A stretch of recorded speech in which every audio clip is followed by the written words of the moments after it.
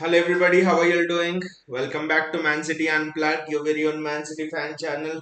I mean, just like Vinay says, Foden, Haaland, Alvarez front three, exactly, it's thunder, bro. It's just amazing, you know. I saw that front three, I'm just like, wow, this is the front three we have been calling out for, right? Since the start of the season. I mean, this front three for me has the potential to become one of one of the legendary front threes if Pep actually persists with it. I could name some legendary front threes such as Neymar, Messi, Suarez. When Ronaldo was at Madrid, it was almost Benzema, Ronaldo, Bale. You know, all almost this front three has the potential to go to that heights. I know just against Forest, but irrespective of the team, it's the attitude, it's the technical abilities of this front three that actually make me very excited, I would say. And the lack of KDB, I mean, everyone thought that Haaland would be benched and Julian Alvarez would be the one who would take his this thing, and Mahrez or Bernardo Silva could play on the right wing and all. But it's come of a surprise to almost everyone who's been following City that KDB has been benched. But the interesting part is, there's a little bit of a debate to be had here. Last season, until that November period, KDB was injured and it was Gundogan, Bernardo, and Rodri who were playing. And after KDB came back, of course, Gundogan was getting less game time, Bernardo was getting less game time. They were rotated, right? So I always felt that when Gundogan, Bernardo played in a midfield too, along with Rodri, we looked a bit more, stable defensively. Now, this is nothing against Kevin De Bruyne or something like that, but the combinations are Rodri, Bernardo, Gundogan, or it's Rodri, Bernardo, De Bruyne. Now, Pep has tried something interesting this season. He's tried Gundogan in that place, Rodri, Gundogan, De Bruyne, and people say we have been leaking goals and it has to be on the defense and things like that. I actually disagree. Whenever in the past as well, you see, whenever we have gone with this combination of uh, Gundogan, KDB, there's always been, Gundogan, KDB, Rodri, especially that duo of Gundogan, KDB. Defensively, we don't look solid. Bernardo, KDB looked solid against Crystal Palace. Don't get fooled by the goals we conceded against Crystal Palace. None of them were due to that midfield pairing. But the goals we conceded against Newcastle, the midfield pairing had something to do with it. So I've never been a fan of Gundogan and KDB being paired together. I know that Pep has tried to compensate it this season by bringing in both the inverted fullbacks, so that you give license to KDB and Gundogan to go forward when they have played there. So, and I know that is a different thing, but for me, always the good combinations have been Bernardo KDB or it's Bernardo Gundogan. Gundogan KDB, I didn't quite like. I don't quite like it because defensively it's not so secure for me. And another interesting player here, Renan Lodi, is playing for Nottingham Forest. Well, that was very quick actually. Renan Lodi, I didn't expect he'll start. So he could be a threat down that side. He's Jesse Lingard playing. I don't think Jesse Lingard is starting today. But interesting that Nottingham Forest have gone with two strikers, two up front. It's almost a 3-5-2 for them. Three in the midfield, Lodi, Williams. It's an interesting formation. I would say 3-5-2. It's almost your Thomas Tuchel type formation. There's been a joke going around as well in the Premier League that I think Telegraph has written an article about it in the past as well, that managers are now calling each other to understand how to stop Haaland. In fact, there was an article in Telegraph, I think, which was stating that one of the manager, on terms of anonymity, he said that he has never seen someone physically as quick. I mean, someone that physical, someone that quick, and someone so tall in the Premier League. He was telling there have been players who were quick, that is fine. There have been players who are physical, but all of these three attributes together, the managers are like they're stunned. They have not seen such a thing at all, such a beast at all. So let us see how this will pan out. So, and Starting from today, we are having a very busy week. I would say we have Aston Villa at the weekend, then we have Sevilla, then we have Spurs. I think it's a continuous run of games from now on. Every 3 days you play, every 3 days you play. So I mean, and other thing is right now the continuous thing of matches is starting. The continuous schedule of matches. So there'll be no time to change tactics. Whatever tactics you have built up to now, that's it. So another interesting aspect in this match is, will Pep actually continue with his inverted fullback tactics? That is another thing which we will have to see. Nottingham Forest have started. It's almost like they've started on the front foot here.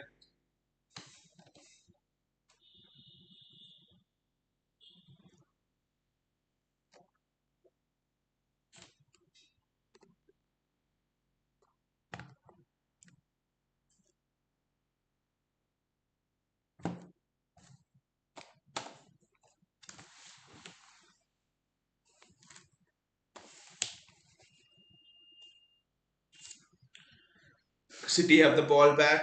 The formation will be something that will be interesting today. Kyle Walker there, he's not dropping into the inverted fullback position. That's a poor giveaway. Patrot is there to rescue the thing. It's Gundogan, I think, who's at fault for that.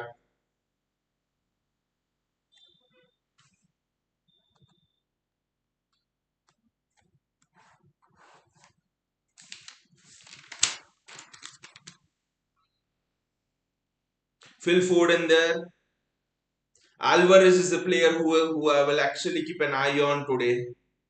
Well done by John Stones. Signing off Akanji, people are thinking he could be the fourth choice or in the fifth choice centre back, but for me, he can even slot in straight into the team. Especially with balls over the top. A PSC presence alongside Kyle Walker will be interesting. Bernardo Silva is on the right wing now. I think Bernardo Silva is almost sort of given that free role. Kyle Walker goes into the wing position, offering width. Gundogan there at the edge of the box. Is it not a 4-3-3 formation? I do not know actually, because Alvarez is shadowing Haaland there. So maybe it's a 4-4-1-1 with the fullbacks entrusted with maintaining the width. I do not know. Gundogan there. He's out wide now.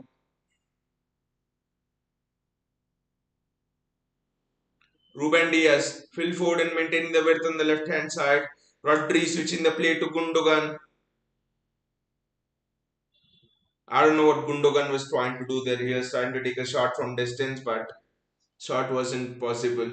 Another interesting piece of thing which I've noticed is in this couple of minutes, the play on the left hand side is completely different to the play on the right hand side. The build up on the right hand side is almost like Bernardo joining in, Kyle Walker maintaining the width, and Bernardo cutting in and things like that. And on the left hand side, it's Phil Foden maintaining the width. So interesting, and it's a three at the back formation. So effectively, Nottingham Forest are playing almost a 5-5-0 formation if you assume both the strikers stuck inside as well. So it's going to be a difficult formation to break open. It's going to be very difficult actually.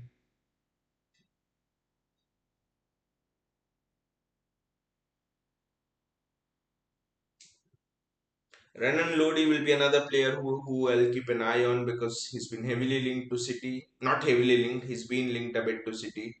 But we've always thought he could be the perfect, player for this Pep's positional play on the fullback side. Julian Alvarez there with the ball. Look at that. That is the strength of Alvarez. He never loses the ball. On that occasion, he was outnumbered by 2-3 players. Edison there with the clear out to Kyle Walker. Walker's not inverting at all. None of the fullbacks are inverting now. Again, we are looking a bit weak in the defense. It's almost like, teams are Nottingham Forest are pressing with a two from up front. So that's another interesting tactic. That's a foul, ref. Yes, that's a foul. I mean, to be honest, I didn't think it was a foul, but we'll take what we get. He just, I think it was John Stones who was just pushed away from the ball too easily. John Stones is not at all looking confident here. Even Ruben Diaz is not at all looking confident. I think Pep Guardiola went for Akanji just because seeing even the confidence of Stones and Diaz, Laporte, you do not know coming back from an injury how he will respond. So Bernardo Silva there on his own. Bernardo Silva, that's a foul, ref. No, it's a corner, but Bernardo Silva, it is absolute mesmeric best. Look at their cutting inside from the right wing. I think on the screen we might have got the formation wrong. I bet everyone has got the formation wrong. I think it's Bernardo Silva playing on that wing. And it's Alvarez who's almost playing, shadowing Erling Haaland. So we're playing a 4-4-1-1 almost.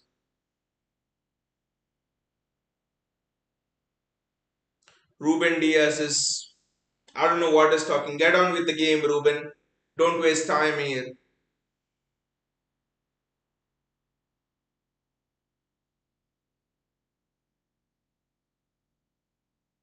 Gundogan with the corner. Maybe I would have loved Foden to take an in-swinging corner, but that was a planned move. Gundogan gave the ball on the edge of the box to Julian Alvarez. I think this from the training ground actually, but they'll have another chance. I think the same trick could be repeated here. Again, Julian Alvarez. We know that he's excellent at taking long shots, Julian Alvarez. But I guess he'll just pump this into the box. That was a good save. I think that was a good save. I'll have to see. Was it from John Stones? Very well done by John Stones. Excellent to keep possession of the ball. Phil Foden there is found himself centrally the role which is cared for. What a run that is from Gundogan, but a good touch from, excellent touch from a Nottingham Forest player, and it goes out for another corner, I think. City are already on the front foot, but there's not been as much of a rhythm to the play, I would say. That is a flick on from Rodri, and it was Julian Alvarez actually with his poacher's instinct. That's well saved by Dean Anderson.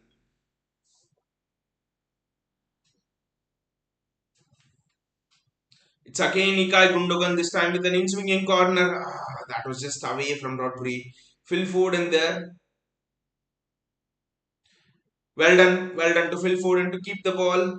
It almost seems as if Erling Haaland is non-existent right now. He has not even had a single touch of the ball, but it's Phil Foden with the ball again.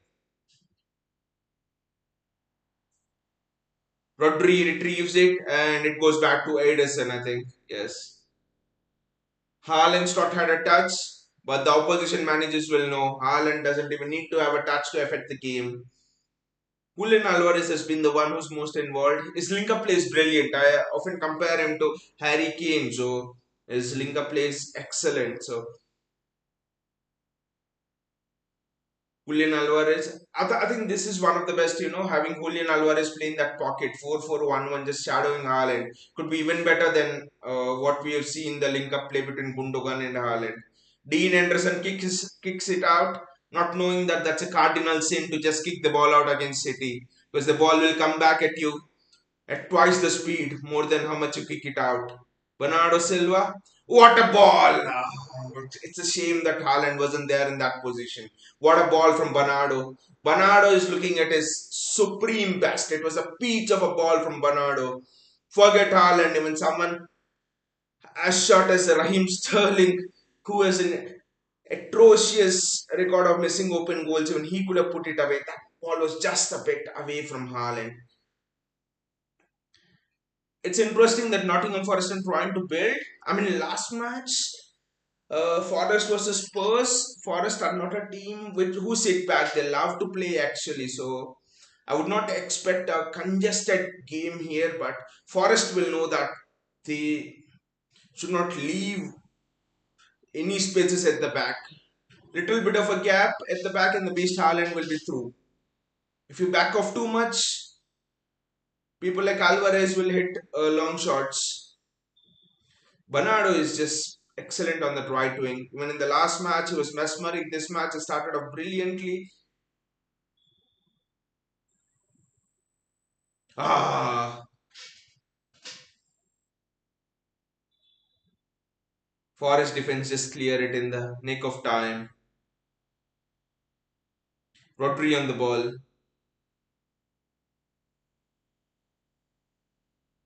Cancelo, Phil Foden, Cancelo as well. We haven't seen the best of him. So Haaland is functioning, but just wait until all of the parts in the City team, in the City engine start to function.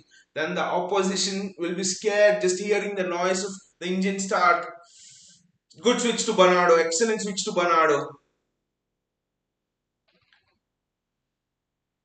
1-2 with Kyle Walker.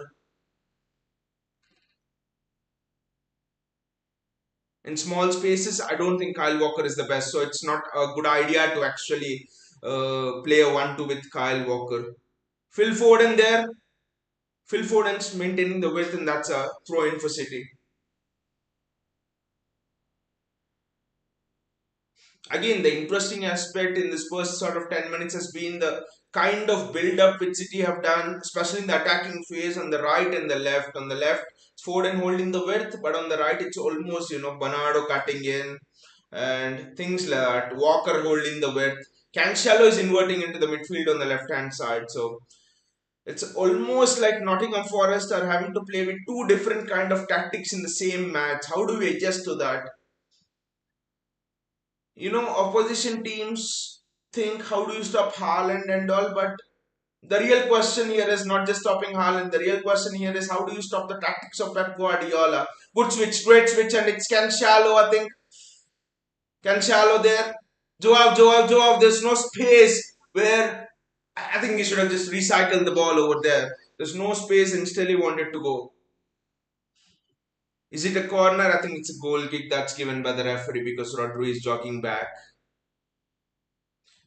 No, it's actually a corner. It's actually a corner. The camera just zoomed on Rodri jogging back, and I was like, how the hell was that a goal kick? And Gundogan again taking the corners. I would love to see Foden, especially taking corners on the right hand side in swinging corner. This is another training ground exercise.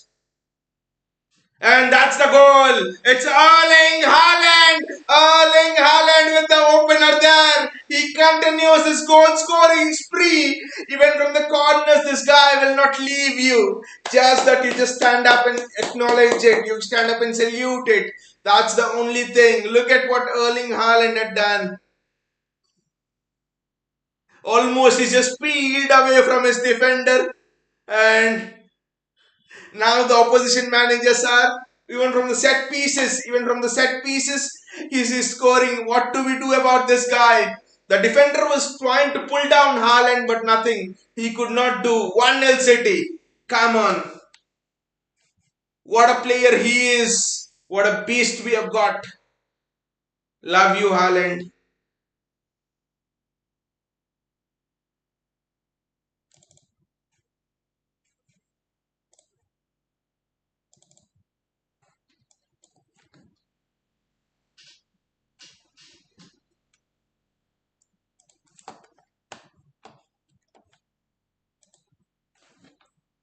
I think the Forest player is down, but it just shows you how much of a threat Haaland is from the set pieces as well.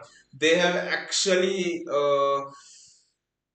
said, I mean, they in the sense, I mean, rival fans, the media outlets, everyone were telling that Haaland is a one-trick pony, and it seems that Haaland only loves bang open spaces, which will not be available for him in the Premier League. And you look at what he is doing against Crystal Palace; those three goals were each one in itself were things that laid down the marker. That Haaland can. Third goal of Haaland against Palace showed that he could be devastating on the counter attack between two centre backs. It was not even a counter attack. Through ball through two centre backs and he was gone. The first goal, no space, he headed it. Second goal was there, right place, right time. So he showed everything. And then in this match, it's just fantastic.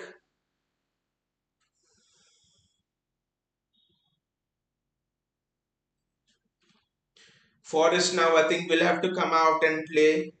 I think once you concede the first goal, I know I've told this before, but Newcastle, even though they conceded the first goal, they came back in the game. But the reason they came back in the game was different. Allen and Maxim was playing in a god mode and things like that.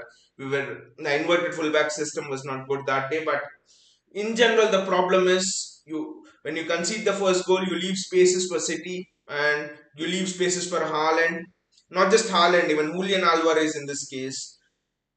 So it's for Gundogan to run into. So how do you manage the game when you're 1-0 down?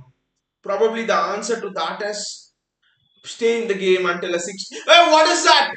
What a stupid pass! What an idiot passing there! He almost passed it into the own goal, to his own goal. Gundogan, come on, guys! We have done this against Newcastle. Getting the first goal and then letting the guard down. No, maintain that hunger of scoring two, three, four, five. Oh, that was almost a fantastic through ball for Erling Haaland over there. Joe Cancelo there with the ball, cutting inside. Rodri, Foden, Joe Cancelo again. I think one of the complaints about Joe Cancelo is he does a little bit too much trickery and then he loses the ball. See, trickery, skills, those are not the problems here, but he's losing possession of the ball more than you would expect an average, more than an average number of times. So that is something Joao Cancelo will have to keep an eye on because he's looked off color, I know, but it's just that with Joao Cancelo, it just seems that maybe he's trying to do a little bit too much. Ruben Diaz on the ball here. Switch, Ruben, switch. And by the way, Akanji's passing is also superb. Now the switches also will come into play. So I genuinely feel, I don't know what you guys feel, but I genuinely feel that Akanji is straight slot into the team. Gundogan has given the ball away in the midfield and that's almost well done by Ederson to cut out the angle and he stopped it until Bernardo Silva came back to defend. But again, sloppy in the midfield, giving the ball away. That is something unacceptable. I know we have been in the top of the game on the top of the game. Well done, well done. That's I think Brandon Lodi trying to score his first goal on debut, but that's well done by Ederson. Stop it, but why did we concede that chance? Sloppy passing in the midfield. I think it was Gundogan who was the bloody culprit. He was onside, the player was onside. That was a good stop by Ederson. I know the shot wasn't on target, but Ederson had his angles covered. Sloppy in the midfield. Pep Guardiola will not be happy with that. Giving the ball away in the midfield sloppily. Julian Alvarez, good pass to Bernardo Silva. Julian is free. Bernardo. Gundogan. Bernardo has dragged 2-3 players towards him. Ah, that was just overall, but we need to get the second, guys. We need to get the second one here.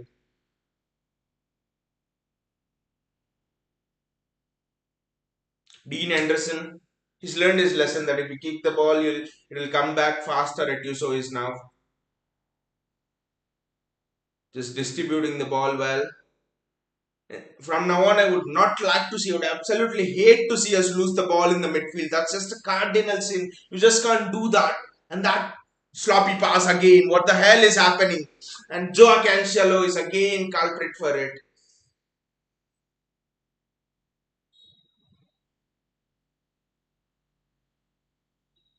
They're showing the Haaland goal replace movement is just world class. Very difficult to deal with it. There was a defender on him. It's not like he was left unmarked. There was a defender on him, but the defender. You need to keep two people on Haaland, and still both of them could get out muscle. That is the reality when you're actually dealing with someone like an Erling Haaland. Kyle Walker, Gundogan, Ruben Diaz. Don't know why Ruben Diaz is playing on the left of the defense. I always thought John Stones is better suited there, but don't know why it's Bernardo Silva again on the right wing is causing too many problems for the lacking of Forest defenders. Again, back to Bernardo. Alvarez is going in. No, Alvarez is sold the dummy to the defender, and it's Bernardo is not passed the ball through. Rodri circulating it back. See, these two people, John Stones and Cancelo, for me have been too sloppy today. They somehow do not exude confidence. That is well retrieved. That is excellent work by Julian Alvarez. You look at it, that's why he's in the team. Bernardo Silva again. All of the plays coming through the right, nothing through the left for us. Rodri, Julian Alvarez, sorry, it's Ruben Diaz. Ruben Diaz progressing extremely well with the ball. Foden, Phil Foden brought down on the edge of the box. Referee says no foul. Nottingham Forest on a counter attack. Have we got enough people back? Yes, we do. Rodri with a great tackle, and we can reorganize now. But again, look at it. Joe Cancelo, I think it was, he played the wrong pass. Foden was under pressure. The space was on the right. I think we need to switch the ball more.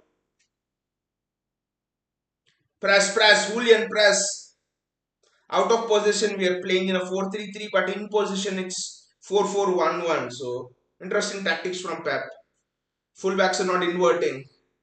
I mean, I say interesting tactics from Pep because that's a foul in favor of Nottingham Forest. See, I say interesting tactics from Pep because we're going into this busy season where we play. That's a great switch to Renan Lodi. Kyle Walker, Renan Lodi, 1v1. Let's see if Kyle Walker still has his sharpness. No, Bernardo Silva comes back to double up on him. See, maybe another reason why we conceded goals, especially in the Newcastle game, is Kyle Walker almost being left on his own.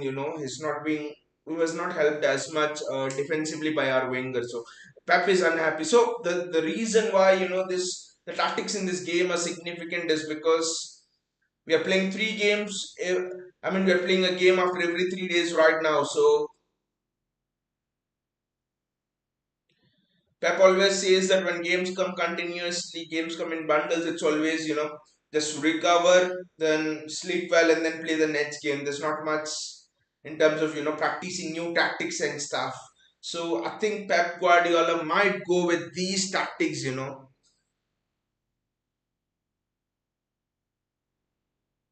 See, in possession, it's almost switching to a three at the back. Because earlier our shape out of possession was 4-4-2, but right now it's 4-3-3.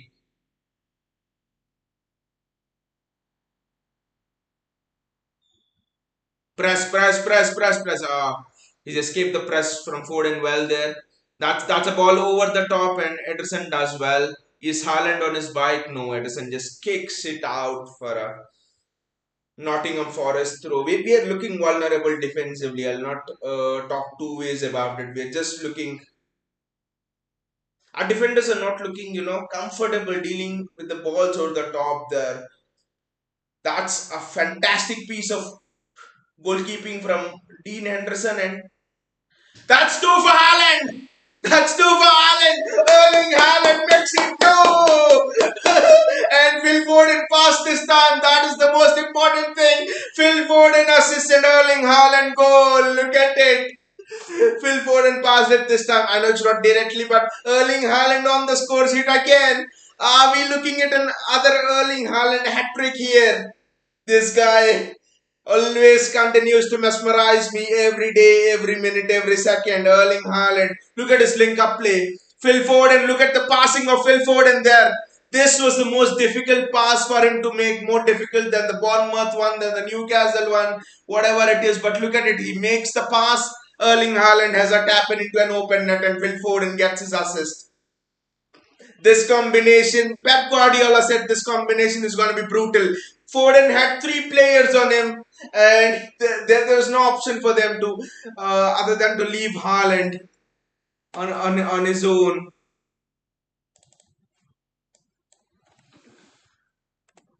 I'll just change the score now.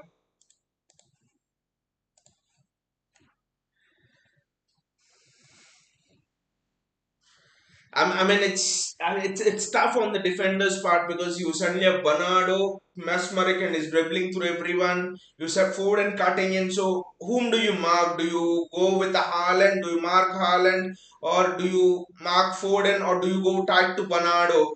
And that's wonderful by Haaland. Look at him coming into the midfield, joining the press, and dispossessing everyone. And Haaland was on his bike again.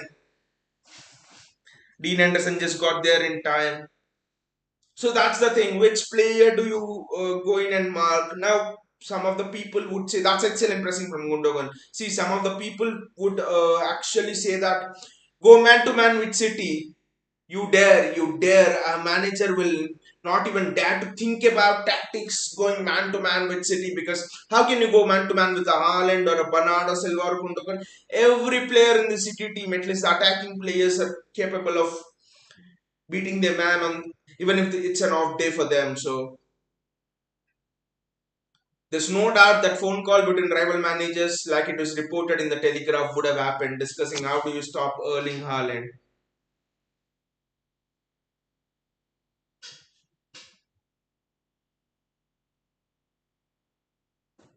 Rodri passing to John Stones. It's a three at the back in possession. I'm just thinking about how would it be Akanji in place of John Stones. That's the only thing. Because they would be pace, then you will not have any fear about ball over the top, because it's almost Walker, Akanji in the back line, two pace merchants, I would say. See, Akanji's pace is almost comparable to that of Joao Cancelo. So Joao Cancelo has decent pace, good pace. So he's not as fast as Walker, but Joao Cancelo pace, if you have in a centre back, you'll take it 9 out of 10 times, right? So that's an intelligent ball, but the ball was for Haaland, I think, but Foden came onto it. I will not be surprised if Foden is there at the top of assist list as well. I'm fully expecting Kevin De Bruyne to top it, but Foden will not be behind, especially if that lethal combination of Foden and Haaland will develop. And also, there's another twist here. The twist is Liverpool scored 9 against Bournemouth. So, how will City respond? We've got two already, and it's not been even half an hour gone in the game. So, if we can get four before half time, then we could actually look at when responding to Liverpool with that 9 goal thing. You did it to Bournemouth, we'll go to a much more better side. And it's Cancelo there running between the lines. It's Erling Haaland. Good, look at that. He's just linking up play, but Cancelo was, oh, Haaland was offside over here. See, the exciting thing about this Haaland, it was Cancelo actually who was offside. They say Haaland is almost never offside. It's a very little chance that Haaland is ever offside. See, this relationship between the tactics of City and Erling Haaland have always is. I think the beautiful thing about this is when Haaland is adapting, is buying into Pep's philosophy, he's adapting to the City style, he's getting into the midfield, he's working his backside off. But doing that is not compromising his attacking play. Doing that is not, getting rid of that sharp edge. Is doing those dirty things. I mean, dirty things in the sense is working his backside off, and yet is going into them positions. So that is the interesting thing. Where a Lukaku at Chelsea didn't buy into that thing of working hard for the team. Lukaku thought I'll be the star man. Whereas Haaland with much more greater pedigree, much more greater. I mean, there's no comparison between Haaland and Lukaku. And see, this is the difference in attitude.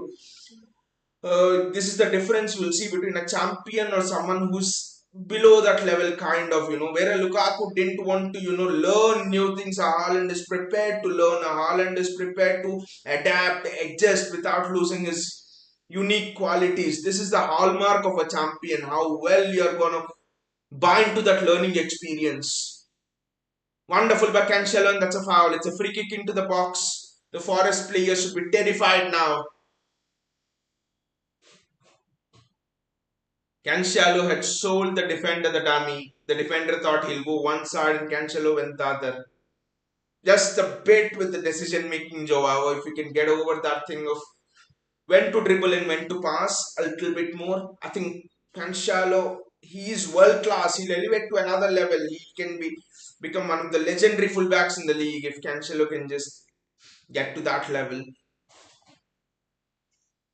Who's marking Erling Haaland?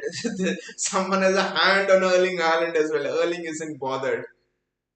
Phil Foden, Akal Gundogan putting the ball into the box, and that's a third goal for City. John Stone scores now. Forest players are appealing for an offside actually, but let us see if that is an offside. The offside flag is raised, but let us see. Actually thought Stones got the goal there, but let us see is anyone offside.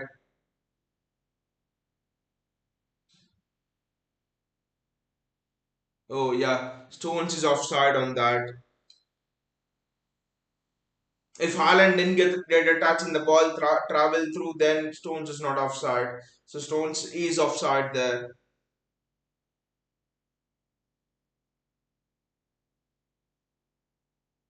Dean Anderson doesn't know what to do. Kick long, and the ball is coming back at him at twice the speed.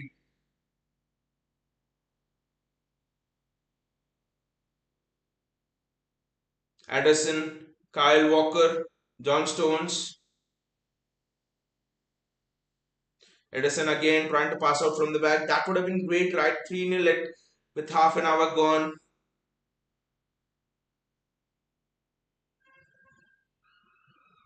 Gundogan.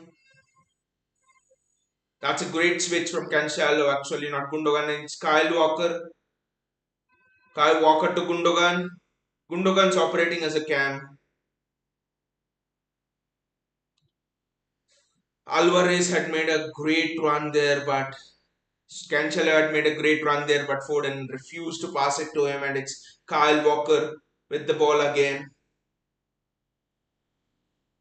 I mean, that goal was important for me for John Stones because it would just have given his confidence back. Stones needs to get on the seat here, that confidence. A confident John Stones is suddenly a rock at the back in defense. So it is so important for Stones to score that.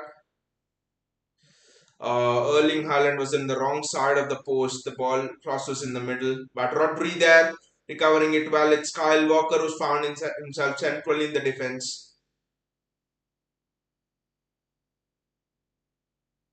Kyle, the space is with Bernardo Silva. He's passed it to John Stones.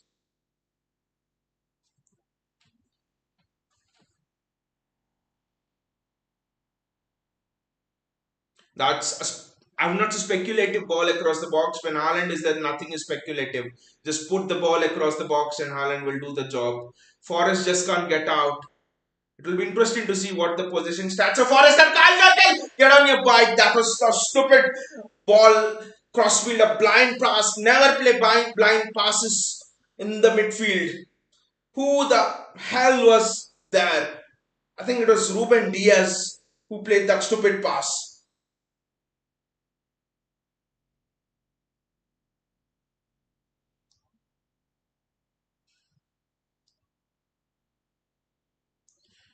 But we have recovered well. See that is another great quality of this team that we whenever we lose the ball we run for hell.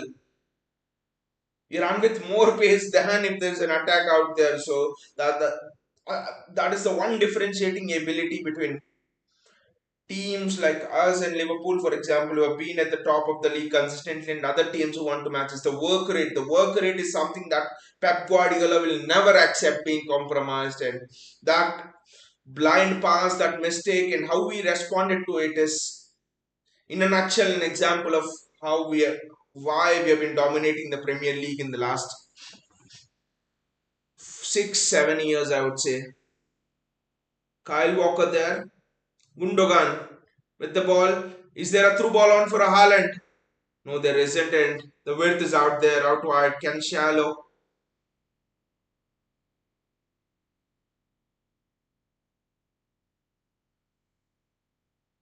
Again, Cancelo's mistake. Cancelo's had a piss poor game actually. Season again, confidence. Stones and Cancelo, they're the two people who need confidence right now. Otherwise, everyone is looking ominous. It's just those two. And Ruben Diaz as well. No, no wonder that Pep Guardiola has gone on to buy Akanji. There's definitely a confidence problem at the back of the defense. That is the reason. Otherwise, I always thought that we are waiting this season and we're going for Guardiola next season. Now it's like Chelsea are going for Guardiola. I don't know what Chelsea are doing there. They lost 2-1 against Southampton yesterday, and their problem is the attack. I mean, how many defenders will you bring? Chelsea have completed a deal for Fofana today, and now they're bringing Guardiola 90 million euros. There are only so many defenders who can play. I mean, is Thomas Tuchel thinking of opening a Defensive coaching academy in London. I don't know why he's buying so many defenders. That's wonderful link up play again. Cancelo having the ball. Erling Haaland there is broken the offside trap. He's passed it to Foden, I think. Look there, Phil. Look at that. If you repay Haaland, he'll definitely repay the thing back. Look at how Haaland breaks the offside trap there. That is so wonderful. That is a perfect example. It's a textbook example, and that was a good hand by Dean Anderson. Actually, otherwise it was 3-0 to City.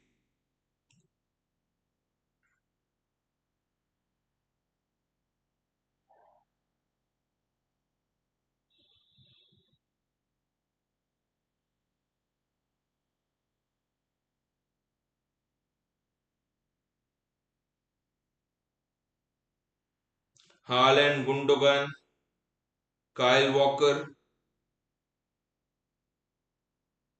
Bernardo Silva,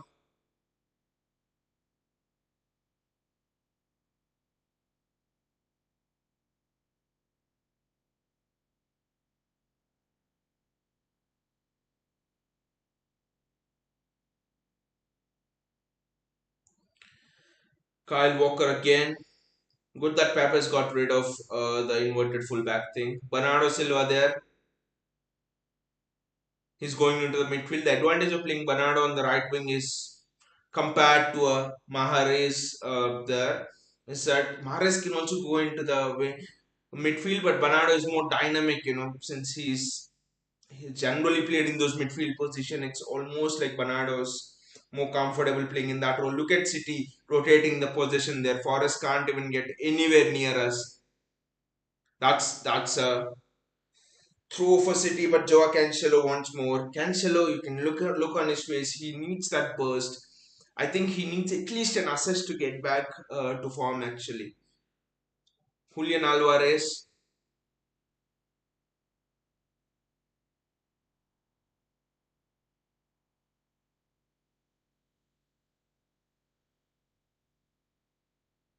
Gundogan, Bernardo Silva. The thing with Bernardo is he can go both ways, and that's a corner for City. It's cleared out by McKenna of Nottingham Forest, and Forest are clearly on the ropes. It's just 37th minute of the game. Ruben Diaz is having some chat with the referee, but I don't know what it's about. But Gundogan there, outswinging corner. Will it be a typical classic traditional corner, or will it be something from the training ground field? I don't know. Gundogan has raised his hands like this and put out a gesture. I don't know what it means. I think it means a classic corner. The referee was in the way of that.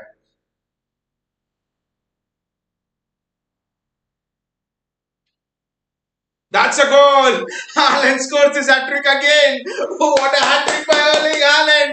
Erling, what a player you are! It's a brace of a hat trick! Wow! What a guy this is! I would not be surprised if in the next game Haaland makes it a hat trick of hat tricks. Well, that would be a first, right? That would be a first in the Premier League. But what a goal this is! Look at John Stones there. He didn't give up. John Stones did not give up at all, and it was the perseverance of John Stones here. But do you think Erling Haaland is offside here? I do not know. Let the VAR check it, but I don't think he's offside because it was in the second phase of play. Both of them who ran at the same time, so I don't think it's offside. Do not think it's offside. But look at that assist from John Stones. It's just amazing. And the height of Erling Haaland there making all of the difference. Vinay says, ha ha Haaland, exactly. I want to play that song now, but there'll be a copyright issue, but I think it's wonderful. What if Haaland scores one more goal? Haaland would already be in double figures for the season, and And it's not even the start of September. September has started for us just now, India. Vinay says this is what we have missed with Choker, Sterling, and Jesus. Exactly, Vinay. And there are some people on social media who feel that Jesus will score more goals than Erling Haaland. They would just be biting their nails off right now. What the hell? Exactly. I mean, in these matches, it might not seem it might seem as smooth flowing, but in Champions League matches, for example, against Real Madrid, just imagine if Haaland was there against Real Madrid instead of Jesus. The tie would have been 7-0 in the first half. He would have scored two hat tricks within the same game. That's what people don't realize when they say Sterling, Jesus, how will you replace their goals and all that stuff. All of our Champions League exits have been because of that Sterling and Jesus. I'll just change the score again now.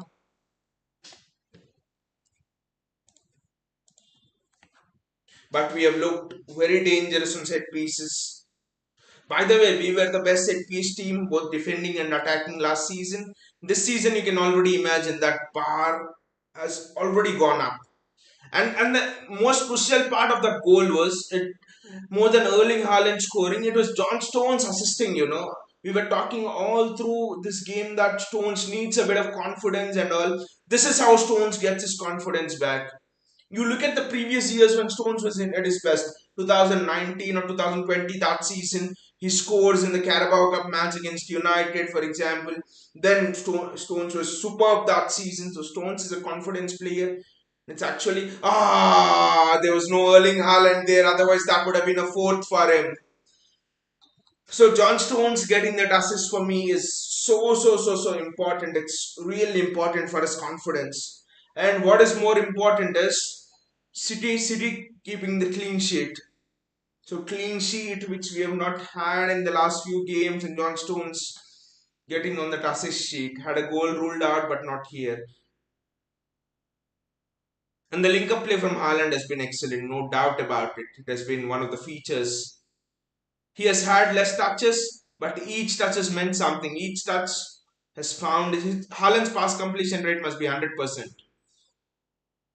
We are struggling a little bit to play out from the back. I do hope Pep sorts that out in the second half.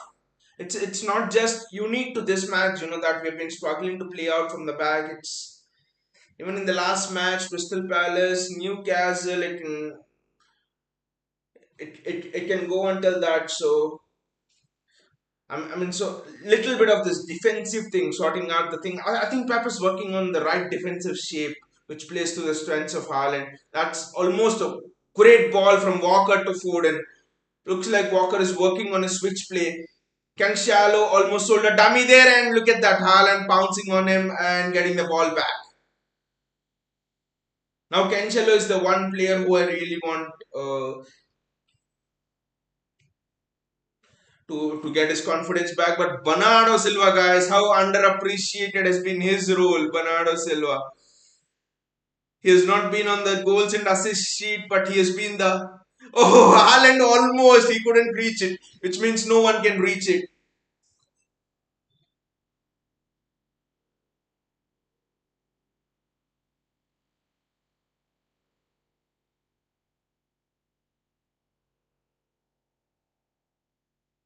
Oh, Alvarez shot hits the post. Yes, Vinay Alvarez shot hits the post.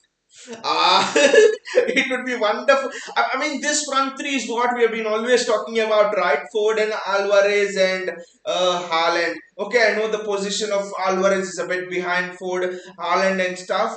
But with Alvarez playing just behind Haaland, it's almost like he's taking away that link up duties from Haaland and things like that. I think this combination looks very good.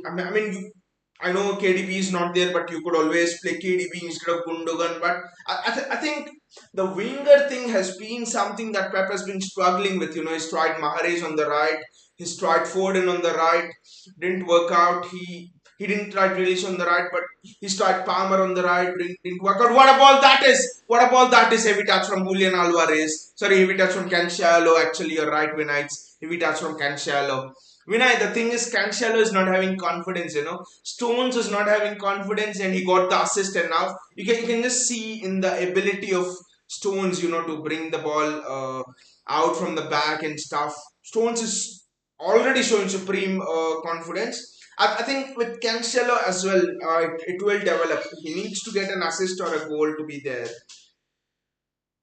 Cancelo and Diaz for me are the only two who do not exude confidence right now. Rest all, it's just flowing. Confidence is just flowing through rest every one of them. Edison there with the bullet ball out. Dean Henderson coming out, and not the best of clearance from Dean Henderson. I don't know why all of these United players are just crap and shit at passing. And it's 1 minute to go at a time, and I think this has to be one of the most dominating first half performances for City in this season. I know we've just played 5 matches, but has been dominating defensively, a bit shaky at the back. Lodi had the chance early on, blind passes, one or two there. We are just, when pressed by the opposition defenders, we are just looking a bit startled. That is something we need to avoid, because there'll be high pressing teams further in the competition, further in the Premier League, in the Champions League. So that is when Newcastle pressed us also, we didn't look as comfortable. So I think that is one aspect we need to work on. Haaland they're coming in, and Haaland joining the defensive work over there. This is exciting for me to see Haaland. It would be very bad if we concede a goal right now, Renan Lodi, and that's very well collected by Ederson. Haaland is here ready. You don't need to throw anywhere, and I think that's the end of the half. That was a wonderful first half performance, and it's again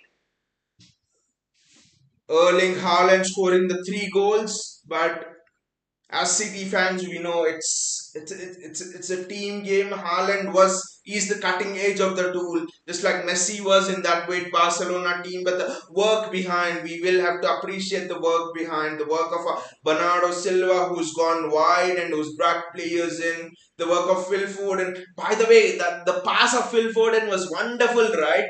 And I think this was the most difficult pass out of the Newcastle pass where he didn't pass, the Bournemouth pass where he didn't pass. This was the most difficult pass for Foden to do, for Foden to complete. He almost passed it through the legs of a defender, right? So Foden's play has been excellent.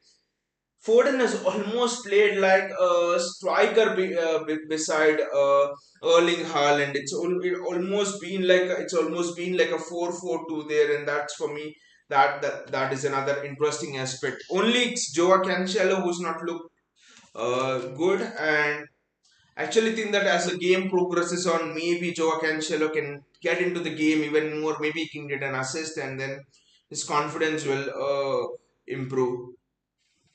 Let me just check the other scores around. That will be interesting actually, because Liverpool everyone's playing right. So what are the scores around the grounds?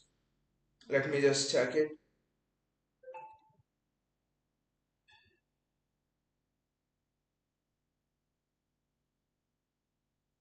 Arsenal are leading 1-0 against Villa, and it's Gabriel Jesus who scored.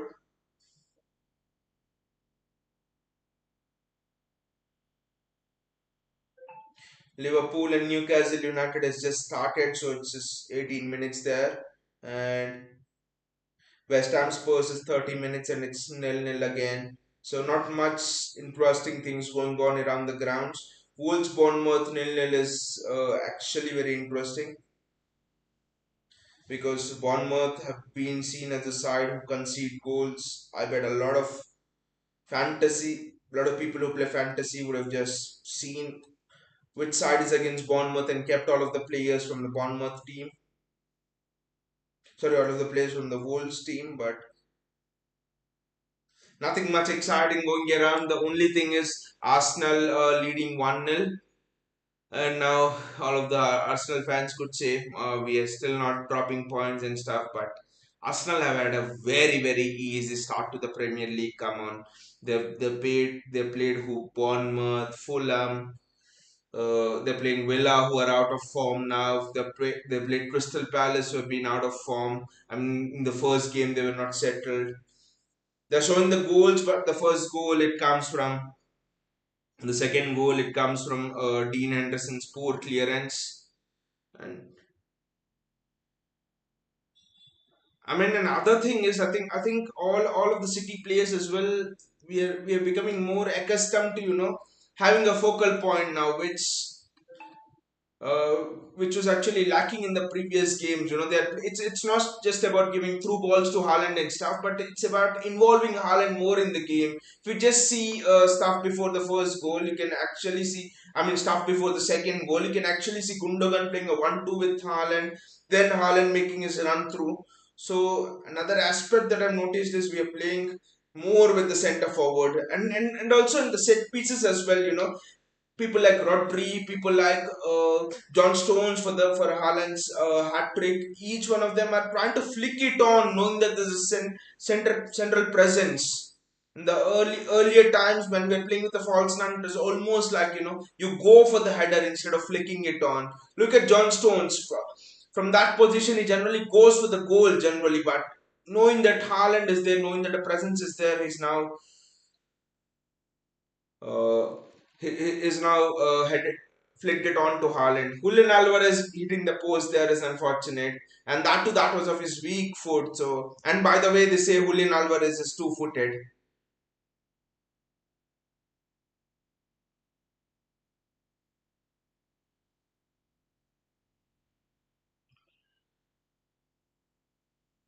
The Liverpool Newcastle game, which is going on, will be interesting. I think will be very exciting. I want Liverpool to drop more points because we have seen last season Liverpool are not yet until you bury them. So when they are on a bad run of form, you just have to finish them off. You just have to hope that they drop as many points as possible. Football Kicks is expecting double hat trick from Haaland. That, that would be exciting. Football Kicks, a brace of a hat trick from Haaland, a double hat trick from Haaland. That would be interesting. That would, I mean, if Haaland scores, leave a double hat trick. If Haaland scores one more goal, it will almost be like he scored 10 goals right now. And it's not even September, right? In the first month of the Premier League itself, he scored 10 goals. So is this gonna be the monthly tally of Erling Haaland? 10 goals, I'll keep it 9 to 10 goals, I'll keep it as my target. I do not know.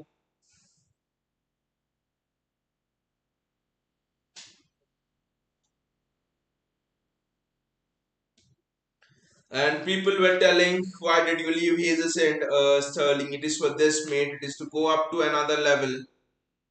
You look at how Sterling missed his chances yesterday against Southampton. Easy chances, easy chances. 1v1. He went 1v1 and missed his chances twice or thrice, I think. Football Critics says, what's your expectation from Akanji? I mean, Football Critics, people actually say that Akanji could be the fourth or fifth choice centre back in the City team. Pepe's got him in just because he wasn't sure about the Laporte injury stuff and things like that. Uh, Ake injury and all. But for me, I think Akanji has the potential to slot right into the first team. Akanji falls into the bracket of a John Stones like defender for me. He has more pace than John Stones. His passing, you could argue that it's on par with John Stones, if not better. I've seen clips of his 1v1 defending, it's excellent. I mean, the thing about Akanji's 1v1 defending is his body shape. You look at the way Akanji, he shows the outside to an attacker. His body shape means that when defending one on one means that Akanji is comfortable whether the attacker goes inside or outside. So my expectation from Akanji is I think he'll start quite a few games. He'll surprise many people regarding people thinking he's just a substitute. He'll start games. If John Stones or Ruben Diaz they don't get their confidence back, I think Akanji is starting a lot more games than people actually think. Football Kids says no. What I'm expecting from Akanji is we will go back three and Stones will be used more on the right back role But football kids, we are going to a back three. Then, so your back three will be. I mean, who will be your back three? Will it be Walker, Akanji, Laporte if Laporte is back, or Walker, Akanji, Ake, Walker, Akanji, Diaz? Okay, assuming that they are your back three, where will you play Stones? Because your wings are already full, right? How do you fit in? See, again, the problem is while defining the back three defensive setup, how do you fit in Bernardo Silva, Gundogan, Kevin De Bruyne, Haaland, Alvarez? I mean, you need to take care of fitting in forward, and you need to take care of fitting in at least seven of our attacking players. That would leave you four slots for the defense. So I don't think that is an option. Football teaches Laporte, Diaz, Akanji. I don't know football tricks. I don't see a defensive unit without Kyle Walker. It's just recovery pace. Akanji's recovery pace is good, but it's not as nowhere near Kyle Walker. And what do you do with Cancelo then? So that is another thing. So I actually think that he will play a back two like he's doing now, and or out of possession maybe we in I'm sorry in possession maybe we switch to a back three like we're doing today. Walker, Diaz. I think Diaz is important in this defense because Diaz is the only one who's a pure defender. Sometimes situations demand that you need to do that no nonsense defending. So Ruben Diaz is necessary. Kyle Walker is necessary. I mean, it will be interesting to see. But my thought is, Pep will rotate a bit with the centre backs. It will be a back two, even if it's a back three. Kyle Walker is a certainty, and the rotation will be between the other two. But looking at the qualities of Akanji, I actually think it could be a John Stones or an Akanji. That is where the competition is between both of them. Ake Laporte, one of them will play. Stones Akanji, one of them will play. It's okay. Stones Akanji Diaz. After Laporte is fit, one of them will play because okay, right now all of our left-footed defenders are injured, Ake and Laporte. But generally, see, Pep loves to play with a left-footed defender. So one of Laporte or Ake is playing. And to partner him, it will be one of Diaz, Stones, or Akanji. So I'm thinking that's where the choices will be made. Football says Stone's role will be a CDM role. He loves it. Pep loves it to play in CDM role, and Phillips will play central midfield role. But football tricks again, where if you give those two spots to Phillips, so where will Rodri play? I mean, you can't play Stones in the midfield role and Phillips also in the midfield role when there's no spaces available in the midfield. See that is the thing. Gundogan to I keep on repeating it. It's almost Gundogan, Bernardo, and De Bruyne. In see the problem for Pep is he's having to adjust three players, three absolute starters in two positions, and hence the reason why Bernardo is playing on the right wing position. So already there are no spaces for our attacking midfield players. So I don't think Pep will try Stones in a CDM role, and he doesn't need to. He has a Phillips and he has a Rodri as well, so both can share the duties. Football fixes Ake, Akanji, Diaz, and Laporte are main centre backs. Right back will be shared between Stones and Walker. At right back, sometimes Cancelo. I think this could be something Pep can look into. But Akanji can play right back as well, right? So I do not know because Akanji has that pace. See, I would prefer the other thing. Maybe you could rotate Akanji at right back as well. I'm thinking Akanji could be a cover sometimes of Walker and sometimes he could play in place of Stones because the problem with Stones at right back is lack of pace. You've seen in that Real Madrid tie, right? Lack of pace. John Stones it's not always easy to control fast pacey wingers. So actually think Akanji could suit that right hand side role more. Football pitches left back will be shared between Cancelo, Gomez, and maybe Ake. Left back is something which it's not bothering me right now, but because we are doing well, honestly, Cancelo has been out of form, so it's interesting to see how Pep deals with that when he gives Gomez more chances. but I'm but I think we'll get to know actually how what kind of defensive setup Pep is going for, because the signing of Akanji tells me that maybe he's going for a back three and he thinks he needs more defenders for that role. That could actually be the thing, but again, a lot of question marks as to how he will fit in the players. We'll see what Pep does exactly. Football kicks. It's confusing for us. It's confusing for Pep as well. I think right now, because still he's not sure how to set up the team defensively, especially. But one thing we know is Pep wants Walker in that back three. But like you said, actually agree with you. Like you said, a back three could be the answer. Back three could be the answer actually for our defensive woes. It just back three is something like it just lays down a platform to you to just go out and play. So go out and play fearlessly, knowing that you have the pace of Walker behind and things like that. Maybe Pep also thinks that, see, passing wise, maybe Pep thinks he's not getting much from his centre backs. We should know that Akanji is a very, very good passer. Maybe he'll easily be in the top five passing centre backs in the Premier League or in the top four, top three as well. So Akanji is a very, very good passer, and maybe Laporte's recovery could be delayed till October, maybe. And in any other season, that would be fine, but especially this season, I think um, a lot of games are being played due to the World Cup year and stuff. So I actually think Pep has thought about the need of Pep has felt the need of a good passing centre backs with Laporte absent and things like that. Stones not doing it his best. Kyle Walker not a good passing centre back. I think that could also be a pivotal reason. That could have been in the forefront of Pep's mind, when going for Akanji. Football critic says back three with three backup Walker, Ake, Stones. Exactly, he could be planning that.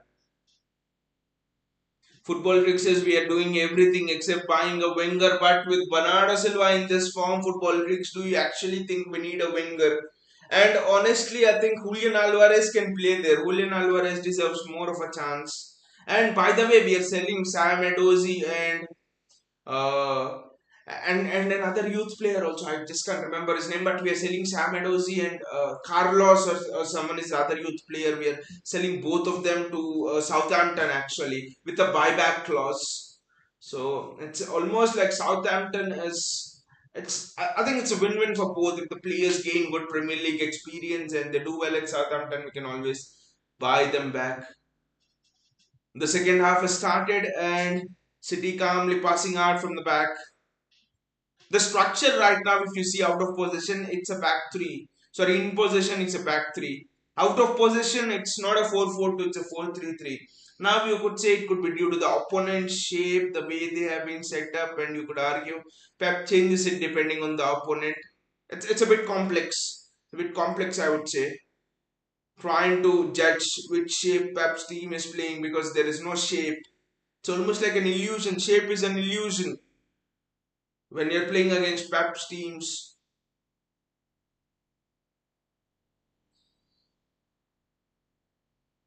Gundogan just blasts it over just like he did at the start of the first half. Maybe it's a good omen. That's what Gundogan thinks. Football critics says I wanted Sam Edozie to stay. He would be the answer to Wenger. But honestly, football critics, did you think that Sam Edozie could make it? Because I just thought maybe at least at this stage he was not up to the level of development that is needed to break into the City first team. So I always thought that Sam Edozie needed more years to develop. So it's fine. I know scored goals in the preseason. I think two last year, and he has the sense of goal and all. But in terms of the positional awareness, occupying spaces and stuff, I think Sam Meadows still requires more development. Cole Palmer could be the answer to a winger. Actually, we never know. Cole Palmer, Pep says, is developing very, very well and he will get more minutes. I expect Cole Palmer to get on the field here, maybe after we score another goal. Good build up play. Bernardo Silva on the right hand side, great interchange. Gundogan. Haaland was just not there. Football fixes, he was almost there, but injuries, yes, he was almost there in the preseason and then injury struck. I know, and I mean, the same with Liam Delap.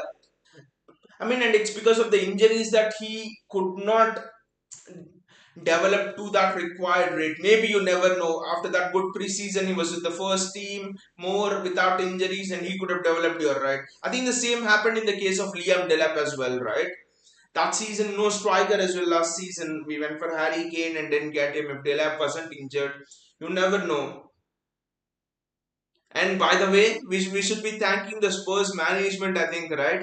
That they have not sold Harry Kane for us despite us going for up to 120 million and stuff. Because if we got Harry Kane last season, then definitely we would not have got Erling Haaland this season. So just a little vote of thanks to the Spurs management. Erling Haaland finding himself on the wing, on the right hand side. John Stones covering well. Look at the confidence in John Stones. Wonderful. Look at that. Look at how John Stones shimmies the defender and gets the ball out of tight spaces. This is the John Stones we wanted to see. I mean, it is obvious, looking at the career path of John Stones at City, he just needs a spark sometimes, that assist or a goal to get going. Gundogan, Kyle Walker, that one shimmy of a defender from John Stones says everything about the kind of space John Stones is in right now. Rodri, Gundogan,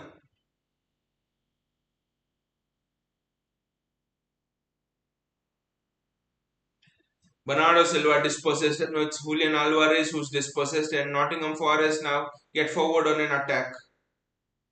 And City get the ball of Forest and Rodri, Gundogan, Cancelo, Phil Foden with the ball,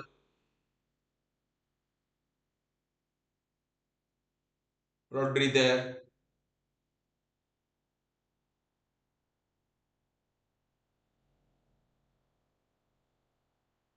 Ruben Diaz now playing on the extreme left hand side. Cancelo's gone infield. Position of Cancelo is interesting here.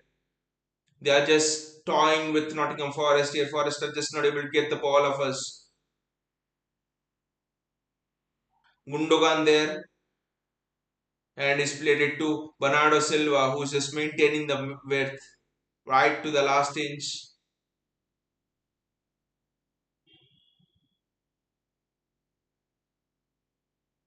What a goal! What a goal that is from Joao Cancelo! What a goal, Joao!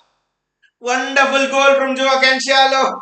This is the confidence giving element for Joao Cancelo now. Even Cancelo will be back.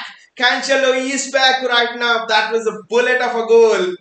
This is what Cancelo was always trying to do, the last few games as well. And it has finally come off for him. See, this is the problem for opponents now. You hold off Erling Haaland, you go tight to him. Cancelo is the free man here, and Cancelo goes and scores a goal.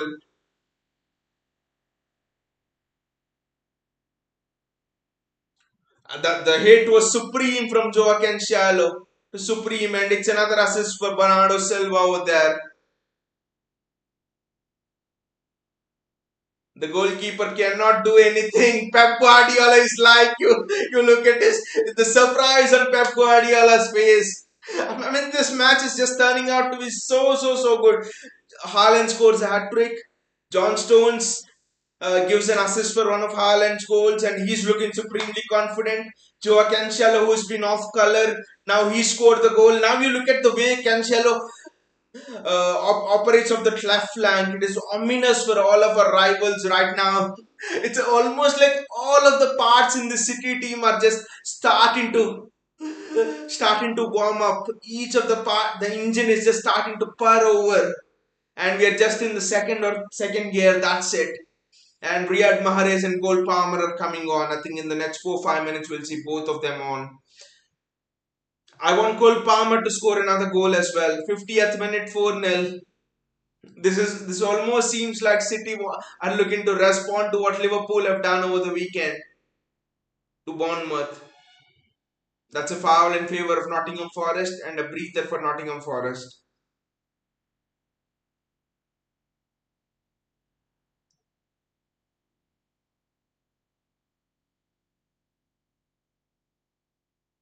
Cole Palmer is coming on. This is an exciting substitution from Pep.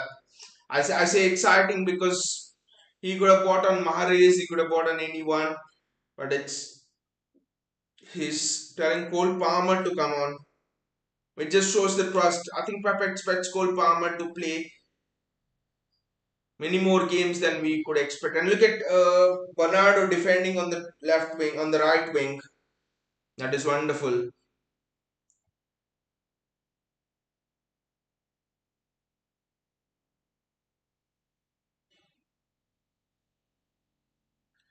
Ederson passing the ball out. The primary aim should be to keep a clean sheet. That should be the thing for City. Keep a clean sheet. Press, press, press, Bernardo, press. And people at the start of the season were comparing Erling Haaland to Darwin Nunes. People on just on the pretext of a charity shield match, on a community shield match, were saying that Erling Haaland can never adjust to the league. Phil Foden, that is almost a wonderful thing from Foden there. And very well done by Rodri to retrieve the ball and City build up from the back again through Ederson.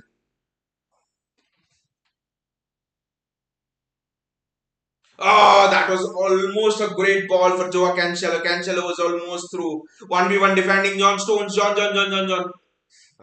Stones had all of his angles covered. Brandon Johnson, I think he is one of the standout players for Forest. He knows there was no angle over there. Score. Interesting to see who Pep takes off. Will he take off Bernardo Silva? It's Rodri who's coming off. Oh, it's Rodri who's coming off, which will mean that Gundogan be the. Yes, I think Gundogan is a CDM and it's Bernardo and Cole Palmer who are playing after this interesting. Mahrez Foden is a straight switch, but Pep is playing Palmer more in the midfield role. So I mean already the midfield options are stacked. So I don't know why Pep is playing Palmer as well in the midfield position. I mean he must have surely seen something in Cole Palmer. Otherwise, wing is the position where we are just looking a bit short of players, and they're trying to press Bernardo, but I think the coach of Forest should have told them before the match that you don't press certain players because it's just a waste of your energy, and Bernardo is one of them. Riyad Mahrez, oh, almost a great through ball. And it's a foul and Forest gets the free kick. Two defenders running and just couldn't complete the through ball there Riyad Mahrez. This makes the through ball that De Bruyne gave against Newcastle. Like, through the ball went through five players as if they didn't exist. That just makes it so commendable. And through ball against Palace as well, which Gundogan gave to Haaland for his hat-trick goal. Even that was fantastic. Just imagine we're leading 4-0 without a Kevin De Bruyne. What would happen if a Kevin De Bruyne played? And it's just 50th minute. The wonderful thing is the clock is just flowing so slowly. You can just get to enjoy this. Each second ticking by, each moment. There are some games when the clock, when you're under pressure, 1-0 lead for example, and you want the clock to tick fast. It's not an enjoyable experience. That's good defending from Kyle Walker. Excellent defending. Wonderful. See, the high fives are going on in defense. The defense suddenly exudes confidence. Stones, assistant, Cancelo, goal are they were so important. Yeah, so sometimes when you're just 1-0 up and you want the clock to tick down, it's just a nightmare. It's just a pressure situation. But right now, it's so cool. For the next 40 minutes, 35 minutes, it's almost like wow. It's wonderful to watch this football match with the clock ticking down so slowly.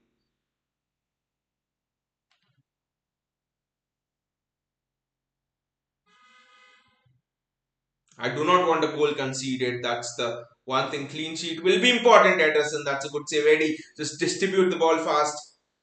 Ederson has gone with the signature kick. Is it Erling Haaland? No, it's Riyad Mahrez who's gone for it. Would be interesting to see if it's Erling Haaland who would have gone for it. Because then the defender would not have been able to shake him off, and that's a foul. Defenders are just going down even if Erling Haaland just touches him. Forest manager is also making his subs. He now maybe realizes the game's gone. The game's long gone. Maybe you thought 3-0 in the second half, you get an early goal, 3-1, could put pressure on City, but 4-0. He's just removing Brennan Johnson, his best player.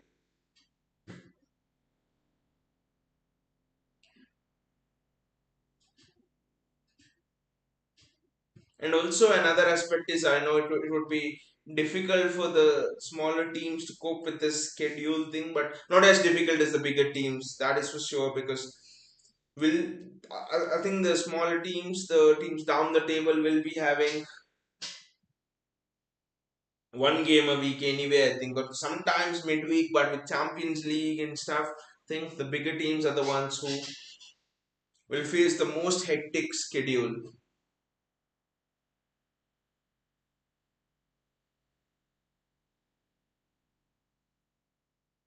That is again very good defending from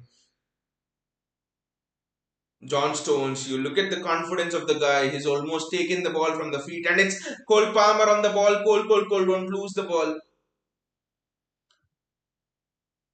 That's a foul on Cole Palmer. But Palmer's done very well. Look at his perseverance. Look at his attitude.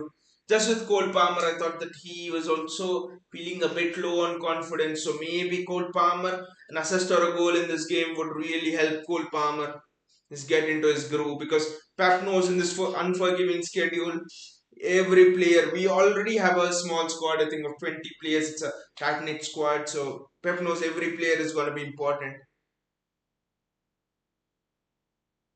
Cole Palmer maintaining the width on the left hand side.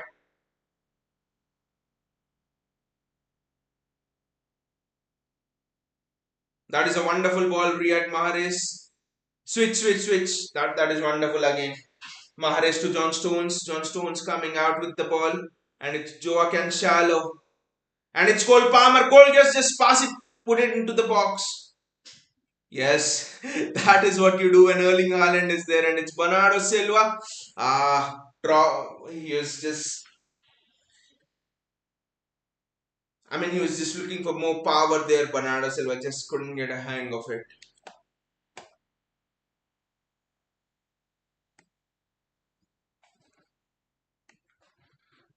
Dean Anderson with the ball. He doesn't know whether to distribute or whether to just kick it away. Kyle Walker, Edison.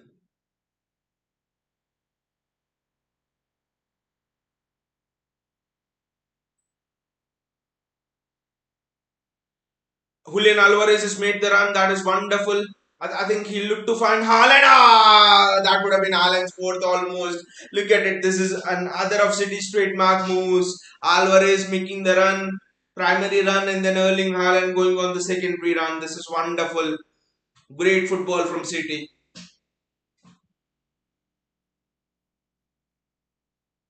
Gundogan coming from for the corner. Palmer thought he could take it, but I think the designated taker is Gundogan. Now, if we get a penalty, that will be interesting because Mahrez is there, Haaland is there.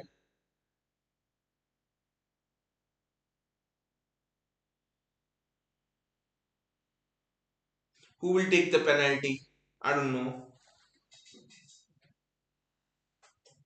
The defender was having the tussle with Ruben Diaz right from the start of the game.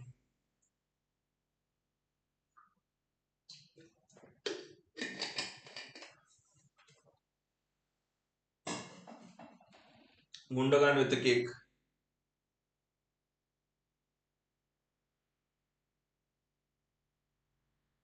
And I think that was the most disappointing corner of today. But it's fine, we are 4-0 up. It's fine.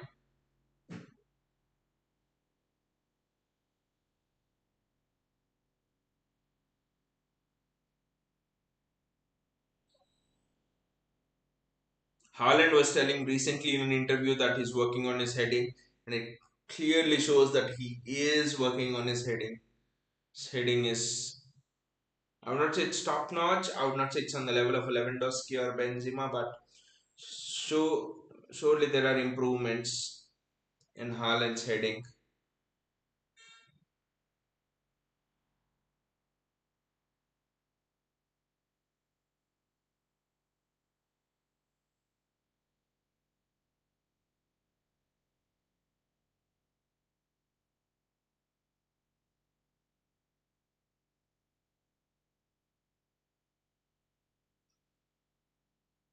That is wonderful from Cancelo, Gundogan.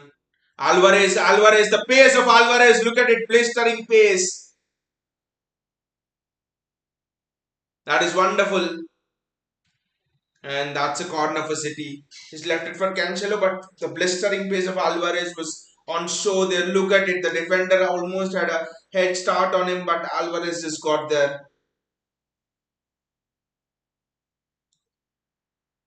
Haaland is always having that eye on where the pass can come. It's always that anticipation, It's that anticipation that makes him different from other people, and you can't coach that anticipation. That anticipation comes from hours and hours of practice, from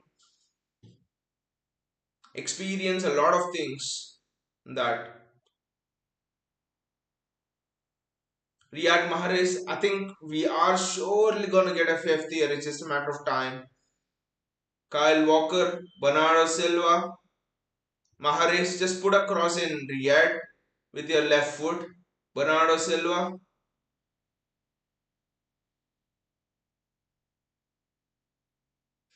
good switch from Riyad Mahrez, and Ruben Diaz gets the ball back.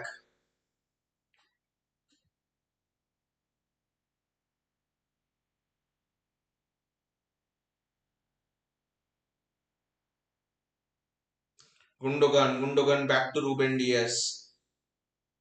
Cole Palmer, been very disciplined. His passing has been much good. There are no nerves in his passing.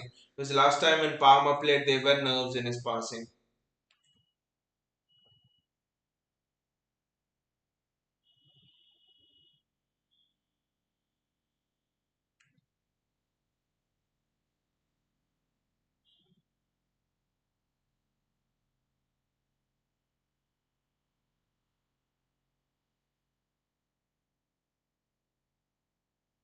Kyle Walker, they're just passing around the center there.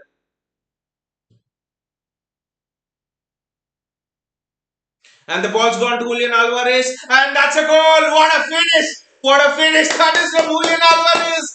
Guys, look at the finish of the guy. What a finish that is from Alvarez. That ball had no right to be finished. That goal. The angle was so tight. Actually that he would pass to Haaland there, but look at it. The angle was so tight.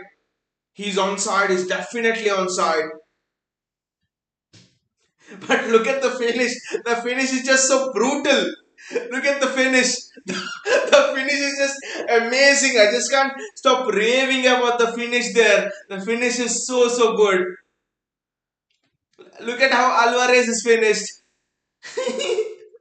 Wonderful. When Haaland is actually look at it, finishing through the goalkeeper's legs. Guys, this is why we sold Sterling. This is why we sold Gabriel Jesus for great clinical finishing like this.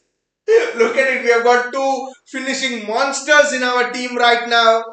And and now Kevin De Bruyne is coming on. Oh my god. Oh my god, Kevin De Bruyne. Now Forest will say we don't want to play this game anymore.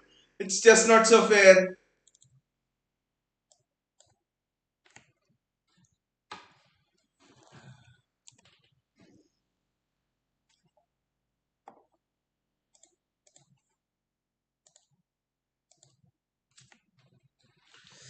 The finish of Julian Alvarez is, that's why they say if you create a player with 99 finishing on FIFA, it's Julian Alvarez. I mean, there are people who even think the finishing of Erling Haaland and Alvarez both are. I mean, Haaland is one of the best finishers in the game, right? In the world right now, and Julian Alvarez is not that behind in the pecking order. They say Julian Alvarez finishing is also wonderful. He had no right to finish from that angle. That's the only thing I would say. Finishing is brutal from Alvarez. That would have been the sixth goal for us, and it would have been Haaland's fourth. Haaland just wasn't there, but Sergio Gomez is coming on. Kevin De Bruyne is also dressed up. I think even he'll come on. I know this could be an unpopular opinion, but I would even go to the extent in rating that Julian Alvarez is a much more brutal finisher than Erling Haaland. I would say in certain moments that would actually tell you the level of finishing that Julian Alvarez has. Wonderful play from Haaland. Haaland is going out, and it's Kevin De Bruyne who's coming on. So again, wonderful display, Erling. Great display. Your movement, your link-up play, your passing, everything. Today, Erling Haaland has shown that. I mean, irrespective of the opposition, Erling Haaland today has shown that he's bought into the City philosophy. He has finally understood the movements of other City players when the pass will come in. Haaland has scored a hat trick in the last game, I know, but this performance is the performance that tells me that Haaland has finally understood, it's being on the similar wavelength. This performance has shown me that. But I'll still rave about that finish of Julian Alvarez. Nottingham Forest are also making those substitutions. I think it's Renan Lodi who's going off. Has not been a debut that he would have expected.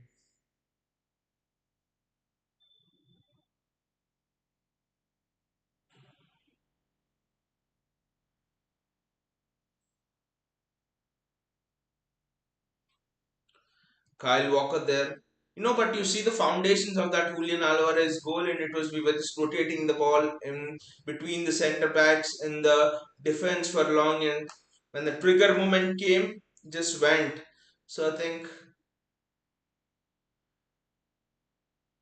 I felt that was just so wonderful that you draw the opposition into a false sense of security and then you like attack them unexpectedly. That one ball Alvarez is through for, Haaland is through.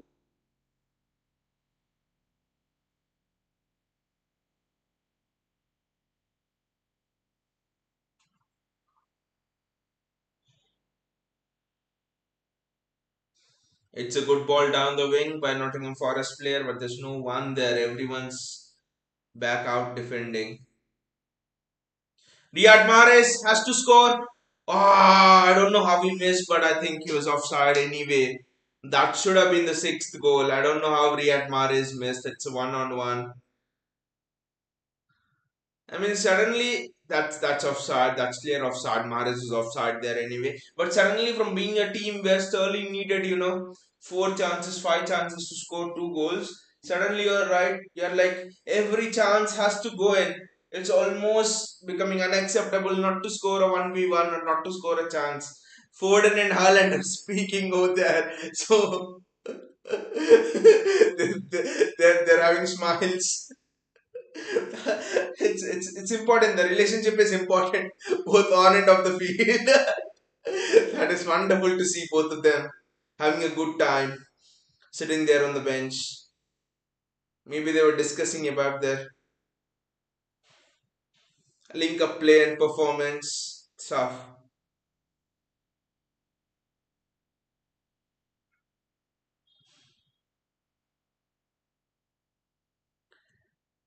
JSK's here. Hey JSK, how are you doing? Been a wonderful match, right?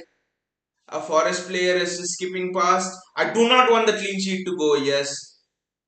Kevin De Bruyne is on the ball. Kevin. I actually want Julian Alvarez to get at least another goal. I want Alvarez to grab a brace. By the way, what did you think about Julian Alvarez, the goal of Julian Alvarez? I thought that finish was supreme. I cannot even describe the brutality of that finish. Just, I mean, how many times have we not seen a Gabriel Jesus or a Raheem Sterling messing up that kind of a finish?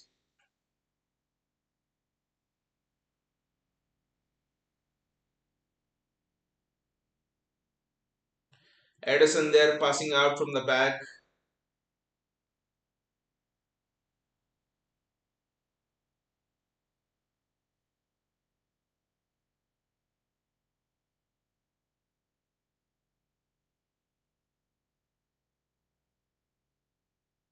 Gundogan there switching. I thought the ball would actually find Julian Alvarez. Who's there?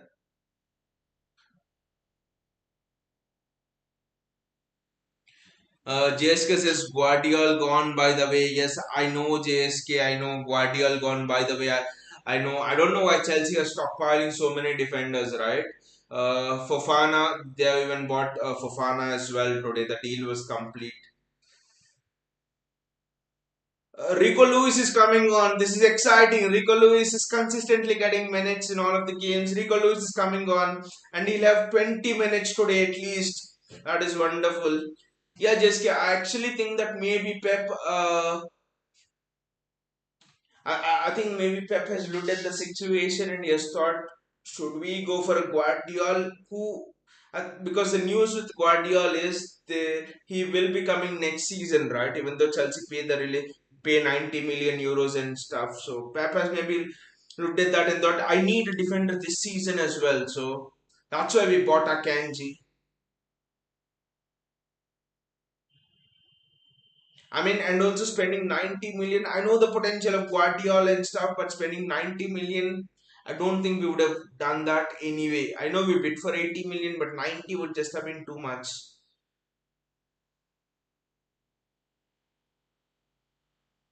And by the way, do you actually see Chelsea as title contenders this season? But it was hilarious, you know. Last night I watched Southampton Chelsea for a bit, and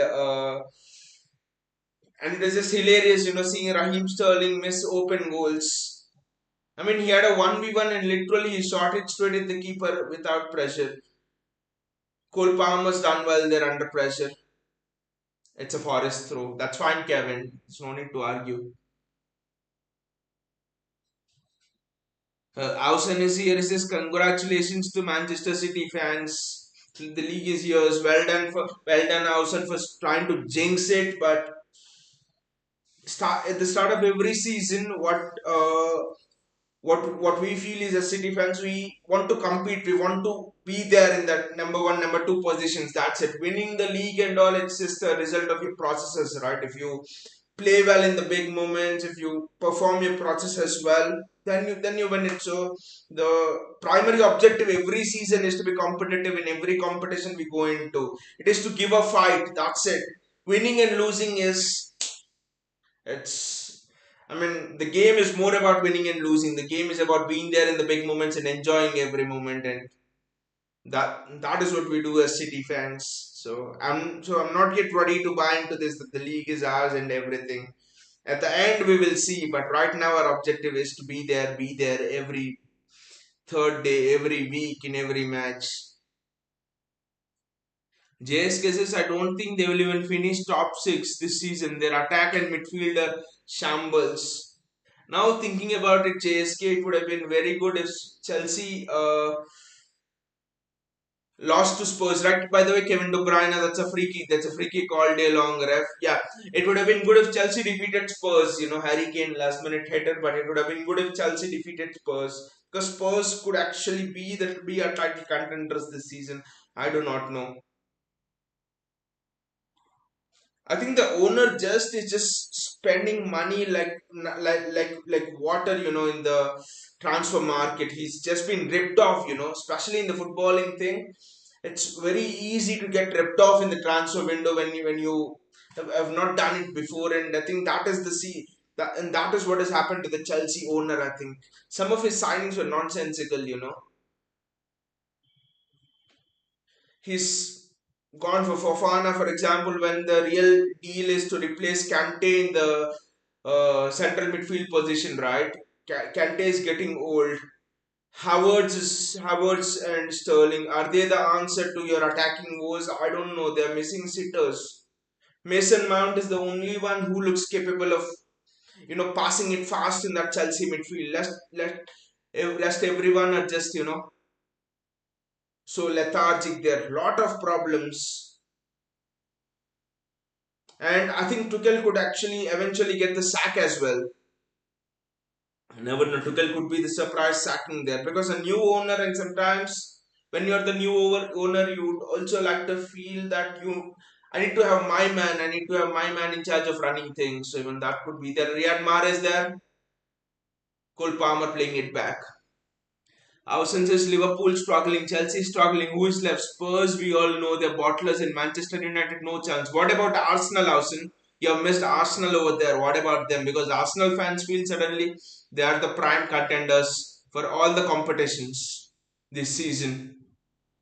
And Arsenal fans feel we have done a big mistake by selling Zinchenko and Gabriel Jesus to them. A historic mistake. And actually, and what we feel as City fans is we have upgraded by selling Jesus and Sterling.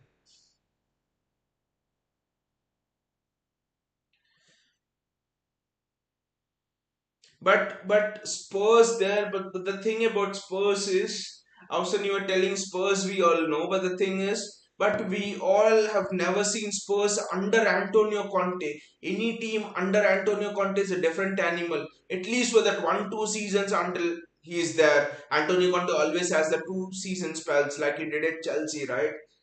You look at Chelsea, for example, they won the league under Conte that season, they were shit afterwards, the next 5 6 years. So, Spurs under Antonio Conte for me is a threat. That's why I'm bringing Spurs into the conversation. Otherwise, I would never have bought Spurs because we know how they drop points. Hausen says, Arsenal, do I even need to say they'll bottle? Arsenal, I know from where you're coming from. So you're telling that this season Arsenal will bottle it even bottle it in an even more embarrassing way that they keep on winning, and then they go on a 5 6 match losing streak. I know, Arsenal. Arsenal, the bigger they build it up, the more embarrassing their bottle job will be. But Arsenal, I think, did the best bottle job that can ever be imaginable. I think last season when they were having 2 games in hand and they were 4 5 points ahead, and still they lost the Europa League spot to Spurs, who were 4 5 points behind them. So I think that was the biggest bottle job.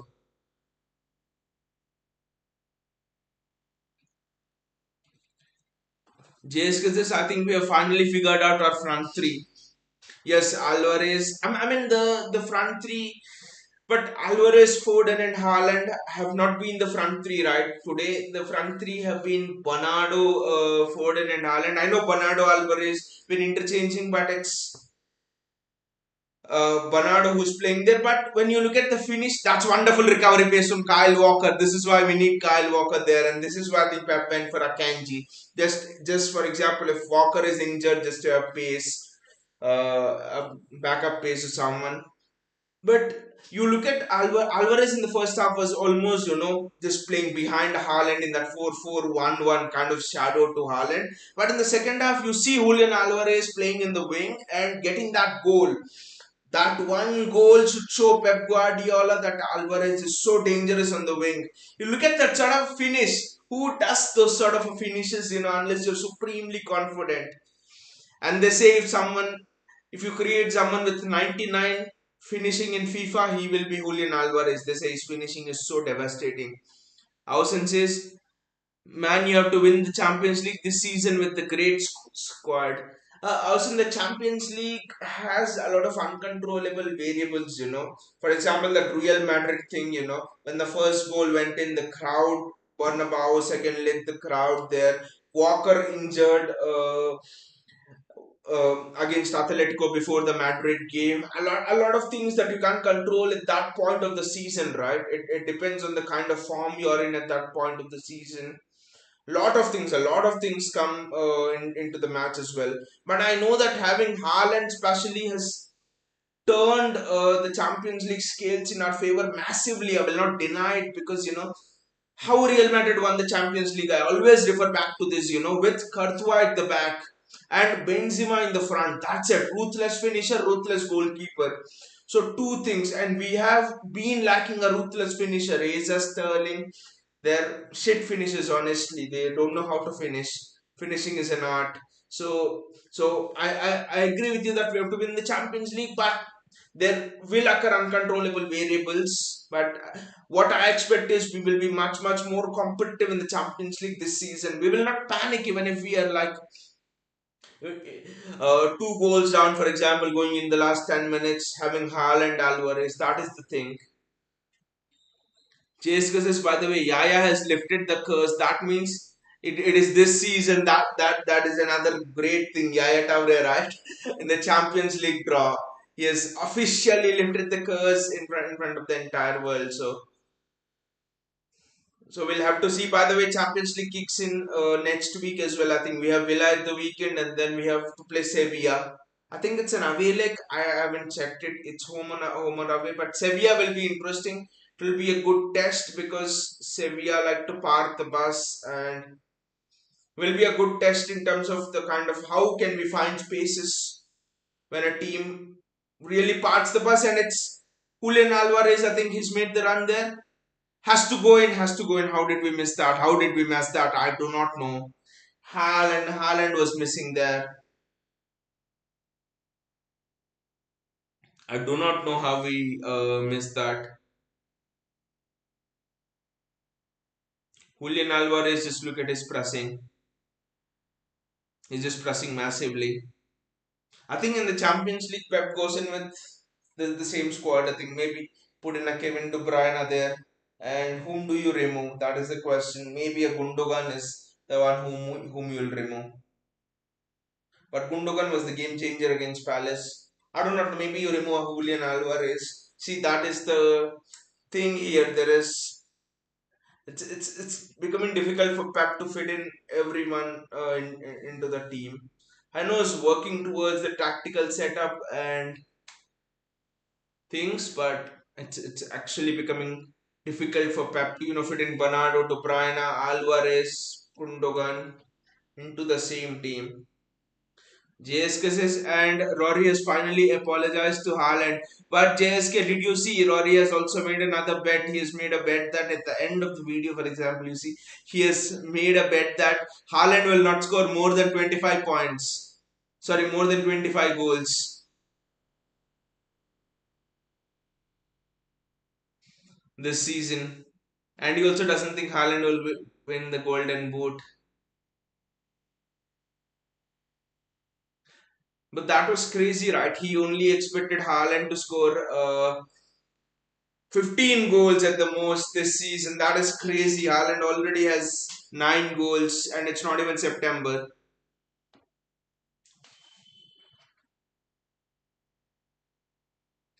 Oh, there's no one making the run. Julian Alvarez now going with the pace.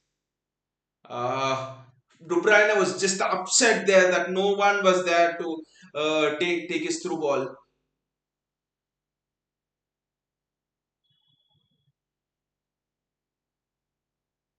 Kyle, get on your bike, Kyle.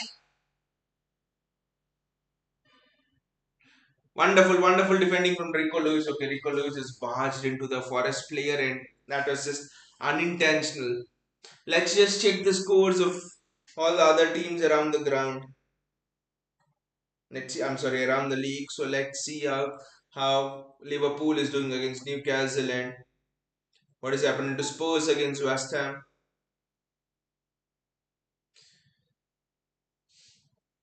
Oh, interesting piece of news. Liverpool lead against, Newcastle lead against Liverpool. Alexander Isak has scored the goal. This is interesting, and it's 53rd minute at Anfield. This is interesting, and West Ham Spurs is also interesting. And it's 1-1. It's actually a tie, and Arsenal Villa it's 2-1. Uh, Martinelli scores. It was actually 1-1 till the 74th minute, and then Martinelli has scored, and it's 2-1 for Arsenal. But a couple of results going in our favor, I would say, especially that Liverpool one. But what a performance here!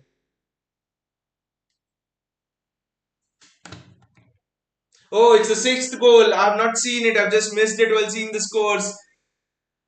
Oh, it's the sixth goal. We have scored the sixth goal. Kevin De Bruyne snatches the ball. Kevin De Bruyne snatches the ball.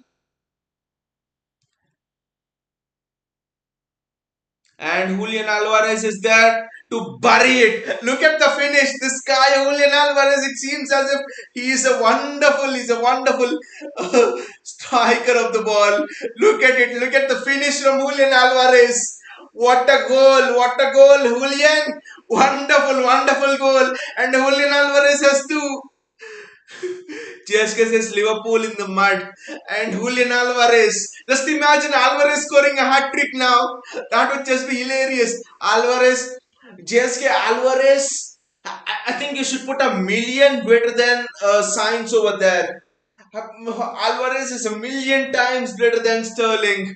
And we have got him for 17 million pounds and nothing, right? That is nothing. And he's already showing why is that. I mean, first goal was his finishing, and the second goal was his poacher's instinct. And by the way, you just look at the moment when Alvarez comes onto the ball, you're just filled with confidence that there's no way that the man is gonna miss. Kevin De Bruyne there, will he make it? Ah, Kevin De Bruyne should have made it seven actually. Should have made it seven there, Kevin De Bruyne.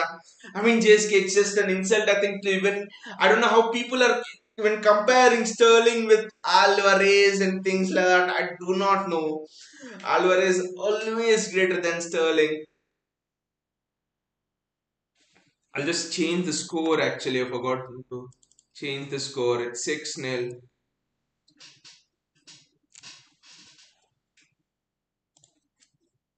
One more goal. Kevin had a chance over there, but one more goal.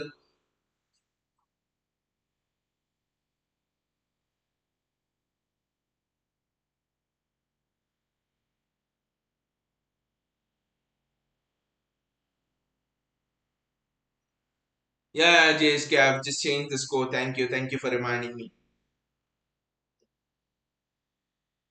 But it would be another great night, right? And by the way, after that Bournemouth match, what was everyone telling? Everyone was telling that Liverpool are back. Everyone was telling that Liverpool are back in the title race. They're back in the title contention. What the hell? How can you just tell it on the back of one match? I do not understand. It's not just the fans as well, it's even the pundits, the media channels. This again shows you how much the media is biased towards Liverpool.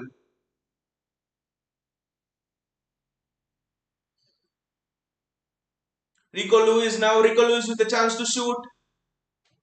That is wonderful recovery, wonderful recovery. Ref just add on 6 more minutes. How much will the ref add on? It's 2 more minutes. JSK says next year if Bernardo leaves us, should we go for goat instead of should we go for the goat instead of Bellingham?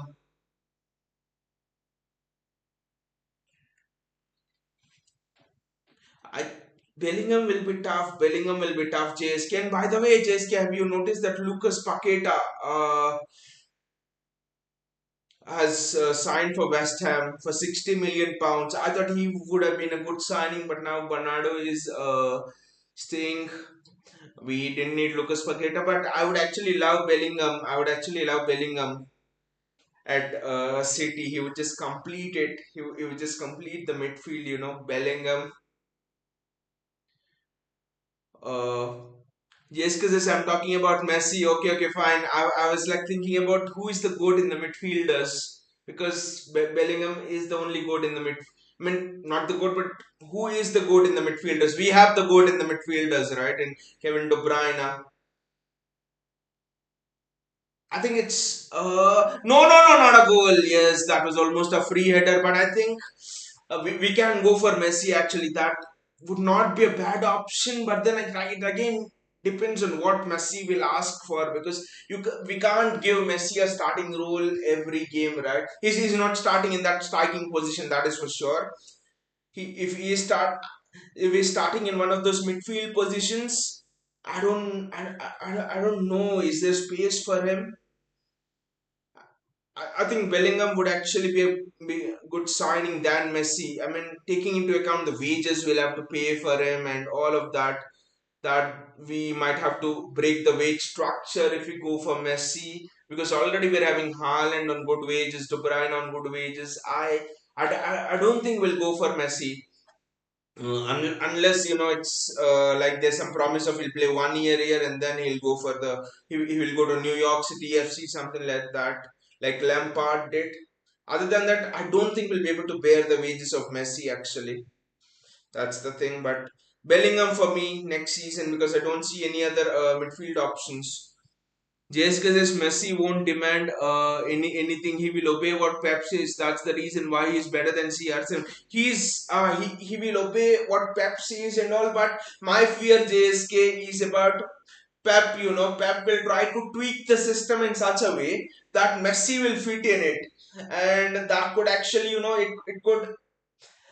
it could have a counter effect on our squad. So that is my fear. It's not about Messi not obeying Pep. Messi could help, get the best out of some youngsters. It could be a good learning experience for the youngsters to learn from and things like that. But I fear about Pep. Is thinking out of the box and stuff. I would not be surprised if if Pep brings in a unique formation to fit in Messi. So that is actually the thing with Messi, and also it's like Bellingham will not be there, right? Apart from next season, because next season someone will snatch him from Dortmund. So would you go for the question again here is, would you go for Bellingham, potentially knowing that a Bernardo Silva might leave, or would you go for Messi? Because again, it depends on if Bernardo leaves or not. If Bernardo leaves, then you're going for Bellingham. If Bernardo doesn't leave, you're again thinking, if I get Messi, now I will again have to look for another midfielder. Will another midfielder having the qualities of Bellingham be available the season after? So again, a lot of things. Again, next season, see, James McAtee will be coming back. Is there? I know this can sound stupid, but is there a space for Messi in the squad? I know we'll make space, but in terms of a James McAtee, how will you fit in? Where will you create that space for Messi? I don't know. JSK says, but let's be honest, Messi will be an upgrade for Bernardo. But JSK, it depends on the position which Messi plays. See, Bernardo plays in the central midfield role, in the box to box role for us, right? In high octane games against Liverpool, for example, and things like that. So, can Messi play that role? The answer is no. Bernardo, the defensive work that Bernardo goes through, basically, Messi at this age can't go through. So it's almost I mean significantly different conversations. I think Bernardo Messi, there are no direct comparisons between both of them, because the work that Bernardo Silva does, I think, is different than the work Messi does. And at this age, I think we need the energy of Bernardo Silva more than anything in the midfield, especially against big teams in high pressing games. And I says brilliant performance from City. It's a six-star performance. If if it is possible, I'll draw an extra star myself and even rate that for City. What a performance, I would say. But two key things from this match, I would say. One is, John Stones and Cancelo. Both of them, Cancelo scoring a goal, John Stones scoring an assist.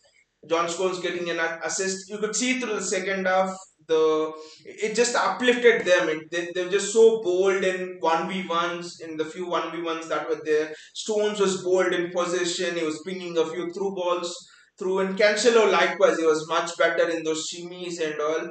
And the second thing is Julian Alvarez, of course. The finishing of both the goals, man. If you're thinking Haaland is the beast in finishing, then just look at how Alvarez finishes. Both Haaland and Alvarez, for me, have to rank at the very, very top of the finishing pile from me. Just in terms of pure finishing, I would even say Alvarez and Haaland are better than Lewandowski, Benzema, all of them, in terms of pure finishing at this time. Both of them, I mean, I didn't realize what people meant when they said if you create someone with 99 finishing in FIFA, it could be Julian Alvarez. But seeing the finishing today, it just actually shows you. And look at the distance Alvarez has covered today, 11.5 kilometers. The guy works hard. The guy finishes extremely well. I think now Pep has another dilemma on his hands. Kevin will be back next game. Whom do you drop? Julian Alvarez has scored two goals. Bernardo has had an excellent game. Gundogan was wonderful. Whom do you drop? How do you, Foden was wonderful by the way, passing to Haaland on a couple of occasions. Whom do you drop? Whom do you drop for the next game? That is interesting. I think one of the star players will be rotated out. I think when Haaland will also be rotated out at some point. I think that is how Pep is going to treat this attacking front six. I think we now have a template of who our main attacking front six are. I think it's Haaland, Alvarez, Foden, Bernardo, Gundogan, and Kevin De Bruyne. So out of these six, maybe I think Pep will rotate one player in every match in this till the end of the season in this gruesome schedule.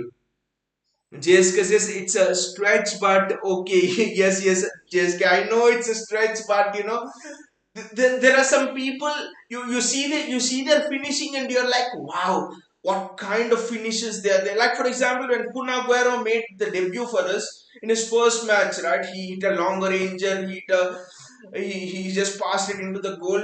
You just knew from those two goals that he's we have a special finisher out there. We have someone who's very very special in terms of finishing of chances. I think with Alvarez and Haaland, I know they have much more to develop in terms of other facets of the game, but in terms of raw finishing, that they have that raw sense of power. Some boxers have that raw sense of power, which you can notice. That raw finishing is absolutely noticeable in these in both of these guys. I would actually like to see both of them start together for City more often. Actually, it's just so amazing. But that Alvarez finish at the near post, right? The way he gave ice to Dean Henderson and the way he just finished through his legs through the near post. That was just too much. That is just too much. I just wanted to shout at the top of my voice. It was just so good. So, by the way, thank you so much, guys, for joining the show. It's been wonderful chatting with you guys. The comments have been very good. Vinicius, Jesus, and Sterling. Imagine, I mean, Sterling and Jesus both are never gonna finish those goals. I mean, leave those goals, right? Open goals in the Champions League. I just have a list on the top of my head. Monaco, Lyon, all of the exits that we have had, all of even Chelsea in the Champions League final. Chelsea didn't deserve to win the Champions League final in 2021. Out of all of those exits, that Champions League final defeat hurt me the lot. And Sterling missed two easy chances in that match. He missed two easy chances. That no, it's good we got rid of Sterling and his. Just because we would have buried Newcastle if we had started Alvarez over Mahrez exactly.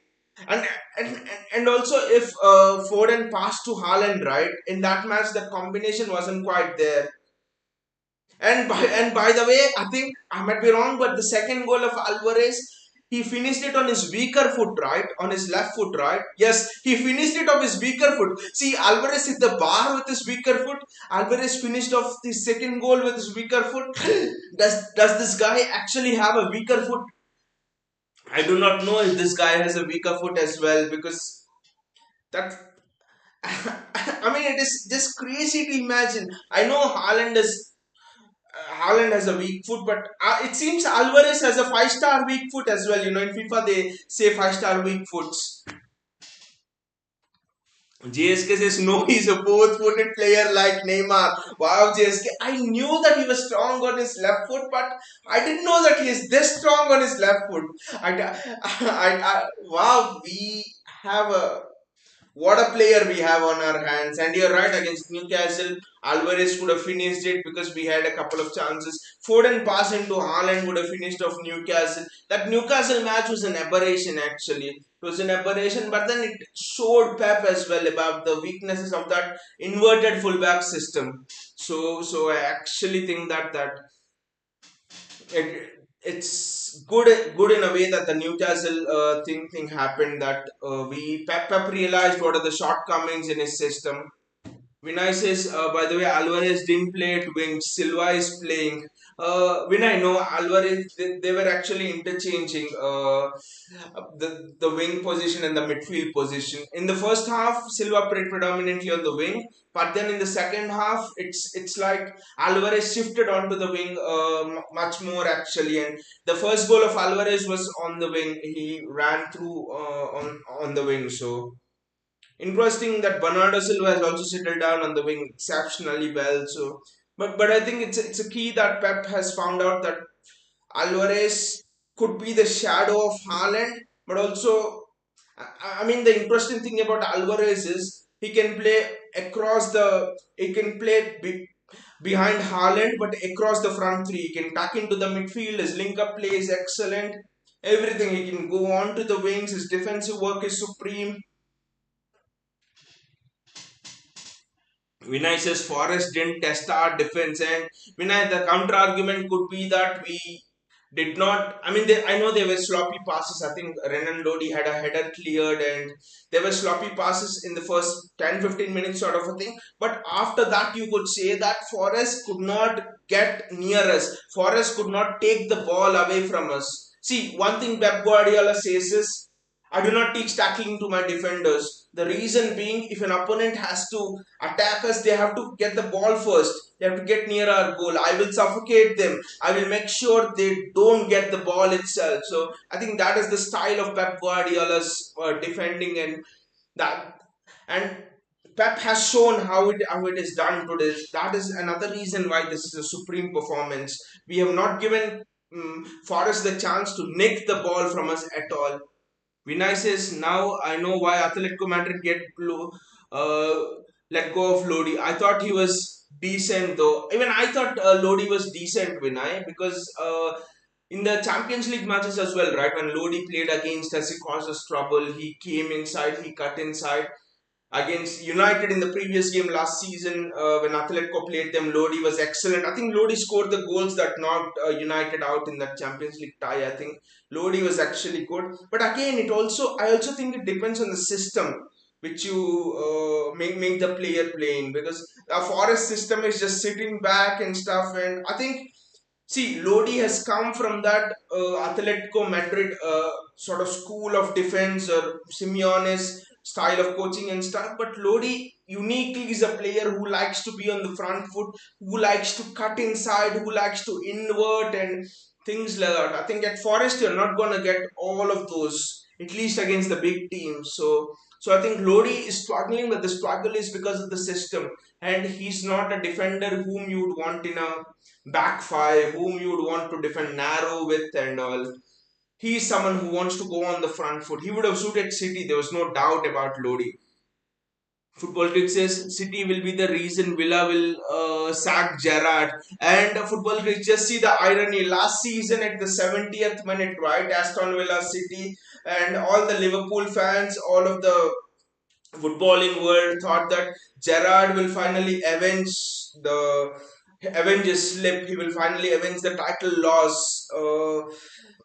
Coutinho scored that day, and look at how ironic is it that it just came back, and now it would be wonderful, right? If we could have Gerrard sacked, it would be so good. I'm just looking forward to that Villa game now.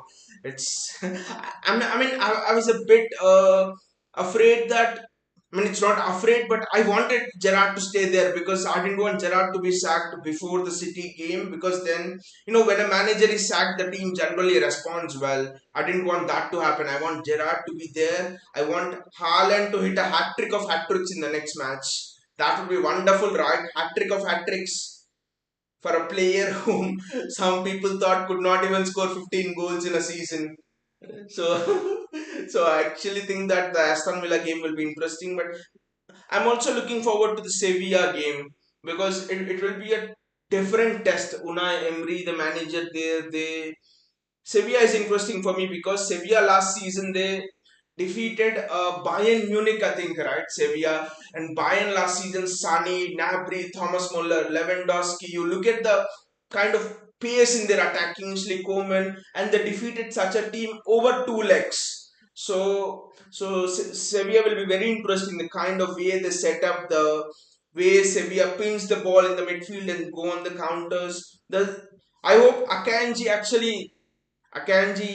joins the team before that Sevilla game, because we need pace. We need pace to defend against the counter attacks in that Sevilla game. And another interesting thing will be why I'm so interested in that Sevilla game is, will Pep play that inverted fullback system against Sevilla, or will he play the standard 4-3-3 system? What do you guys think? Which system do you want Pep to continue with? The system he played today, where it was a standard thing, 4-3-3, or do you want Pep to go with the inverted fullback thing? Because the inverted fullback system was designed to play against counter-attacking teams like West Ham, for example, teams that attack through the middle. And I think it would be a good bet for Sevilla with Walker now, Cancelo back in form, his confidence back with his goal and stuff. Tactically, that will be an amazing game. Two managers of having extreme philosophies, in Unai Emery and Pep. Football League says Forest literally signed 19 players for this. Akanji will play against Villa, I think. Hopefully. The signing has not been officially announced. I know when David Ornstein tells you that City are after someone, then it's almost true. Then it's almost done. Even Fabrizio Romano was reporting. Today is the last day, by the way, of the transfer window, right? I actually think the deal should be done today. Uh, I know Forest signed 19 players. See, the thing with Forest signing so many players is, see, teams, it's all teams don't want to go back into that championship because they know the financial rewards in the Premier League are so high that they don't want to drop back because they know championship is brutal, and when you go down, it can sometimes take a decade as well to come up. See Leeds, how much time has it taken Leeds to come up? So teams are wary of that, and that's why Forest decided to throw the jugular. And the other side of this is, the drawback of this is, if Forest fail to stay up, if Forest drop back into the Premier League, having got 19 players, having spent this much on wages, on transfers, they will be financially ruined. I would not be surprised if Forest go bankrupt as well. So it's a double-edged sword which Forest are actually walking on. So buying so many players also means pressure. I would not be surprised if Forest sack the manager after next 2-3 games if it doesn't perform well. They won't sack him based on this result. If you want to sack your managers based on a result at City, then one manager gets sacked every week. So that is not going to be the case. Football Freak says no, Akanji will be announced in the morning, and tomorrow is the last day for transfer window. Oh, September 2nd. Actually, thought September 1st was the last day for transfer window. Vinay says Liverpool Football Club really lucky today. Gimenez and Alan Maxim injured. Oh, yeah. I mean, if Alan Maxim was injured against us, they would never have won. I mean, drawn against us, right? So yeah, Liverpool get lucky, but none of the fans will acknowledge the luck. Even in the season when Liverpool won the league, there were a lot of times when the opposition goalkeepers, they just let the ball go through their hands. There's a lot of luck involved as well. Then Vinay says Akanji won't play so early. He could play. He could play so early. Vinay, because Akanji is actually a special kind of a signing, because Pep Guardiola, when he sees that a player has the technical ability, he has the skills to fit in the system, when he sees that a player has the required positional awareness, he just brings him onto the team. Just look at Eric Garcia. What happened with Eric Garcia?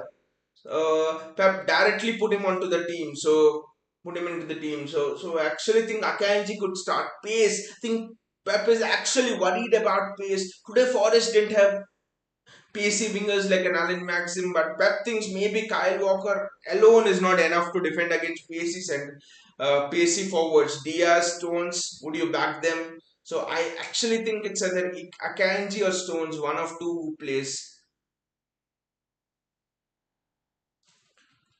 Football pitches, Stones and Diaz are slowly coming back to form big relief, especially Stones football critics, because against Crystal Palace as well, they looked shaky while defending set pieces. I mean, and with Stones, always thought it's a confidence thing. He didn't have a preseason agreed, but he needed a goal or an assist. He got the assist, and Stones is back. Cancelo is back. Ruben Diaz also, you could suddenly see he's a bit more vocal. He's having that, he's doing that defensive organization, which I didn't see against Crystal Palace. I mean, against Crystal Palace, we conceded set pieces, but it was because Diaz wasn't confident in his organization actually. Football Kicks is C to surprises everyone. He will play Akanji. When I'm actually feeling that Football Kicks, it's just a little bit of feeling that he could play Akanji, but I don't think he'll play Akanji in the Villa game. I don't know, but maybe he could play Akanji in the Sevilla game because Akanji is used to playing in European games, right? Not the Premier League. So he'll maybe start the transition of Akanji from there. I expect him to maybe play against Sevilla or at least come as a substitute against Sevilla. So again, thank you guys for joining the show. Thank you so much. The conversations have been wonderful and great night for City fans. Actually, we have had a five-star performance. Football Kid says I can understand because Stones never gets proper minutes, especially at centre back. Because Laporte and Diaz, that is also true. That is also true. Football Kids. And you remember that 2019-20 season where we lost the league to Liverpool that season. Stones was very good until November or something, and then he was the first choice centre back, and then he got injured, and suddenly his form went and everything went, and he was no longer the first choice. So Stones, I would say, is someone who depends on confidence and also has been unlucky for injuries because the true potential of John Stones has never been fulfilled. Whenever we have thought that he's back in his stride and something like that, he suddenly suffers injuries. So football gigs is I can understand because Stones never gets a proper minutes, especially at centre back because Laporte and Diaz, we've done that. Vinay says don't want Laporte Diaz partnership. Laporte has a bit of ego, I guess. But with Laporte again, my only problem is see Laporte is essential because Pep tells Laporte is the best left-footed defender because I know there aren't many left-footed defenders out there. We need Laporte for that passing. Laporte's positional sense is good. He's good at attacking set pieces and stuff. But with Laporte, the only drawback is sometimes when an attacking player runs at Laporte, he panics. I mean, Spurs Champions League quarter-final, I think round of 16 or whatever, when we went out due to war. You see the goals we conceded, two goals we conceded in the second leg. Both were Son running at Laporte and Laporte panicking. So Laporte is not the best defender in 1v1 situations. So that is actually the drawback of Laporte. But still, I guess the defensive partnership has not been decided this season. Pep is still working it out with a bit of injuries, with John Stones get coming into the form just now, with Akanji, being signed. It'll be interesting to see how Pep goes about setting that defensive shape and also the defensive system this season. Uh, anyway, guys, thank you so much for joining me, and we will take one more comment before going. Football fixes Laporte is a leader. He can motivate, and plus he can score, and as well he can defend from corner. Yes, football fix definitely agree with all of those things. The drawback is 1v1 defending for Laporte. See, I would not say that there is a defender who does not have any defects or who is perfect. There's no one who is perfect. But with Laporte, the problem is 1v1 defending, he panics. That is the thing. He panics a bit, and he misplaces the passes and things like that. That is the weakness of Laporte. So that his strengths are so many. So that is one thing which Pep will look at. Vinay says back three, one may left back. I think back three, Vinay. I think we are gonna play in the back three, and Kyle Walker is a certainty in that back three. So the competition is now gonna be between the other two places, and what the left-sided centre back will be someone between Laporte and Ake when they come back because Pep loves a left-footed centre back, and the central position will be Stones, Akanji, Diaz. One of the three will play when we have all of the centre backs fit. So basically, Kyle Walker is a fixture, and this is how I guess we will compete for those positions. So let us see how Pep actually shapes it. Vinay says we are aerially vulnerable. Yes, that's a problem. Akanji is also not good aerially, so that's actually a problem. Uh, but I think but Stones is good aerially. Ake is important aerially. Laporte is good, I think, aerially. So I actually think if one of Laporte and Ake is there, aerially we can be good. And also we should remember that now we have Erling Haaland there, we have Rodri there, we have a bit of height in terms of defending aerially as well. But you're right, in terms of centre backs, back three, if you assume it's Walker, Laporte and John Stones, I still think Laporte and Stones are good enough defending aerially. And also we don't concede many corners and set pieces, so that will also be a thing to look at. Anyway, thank you so much for the conversation and take care, guys. See you all.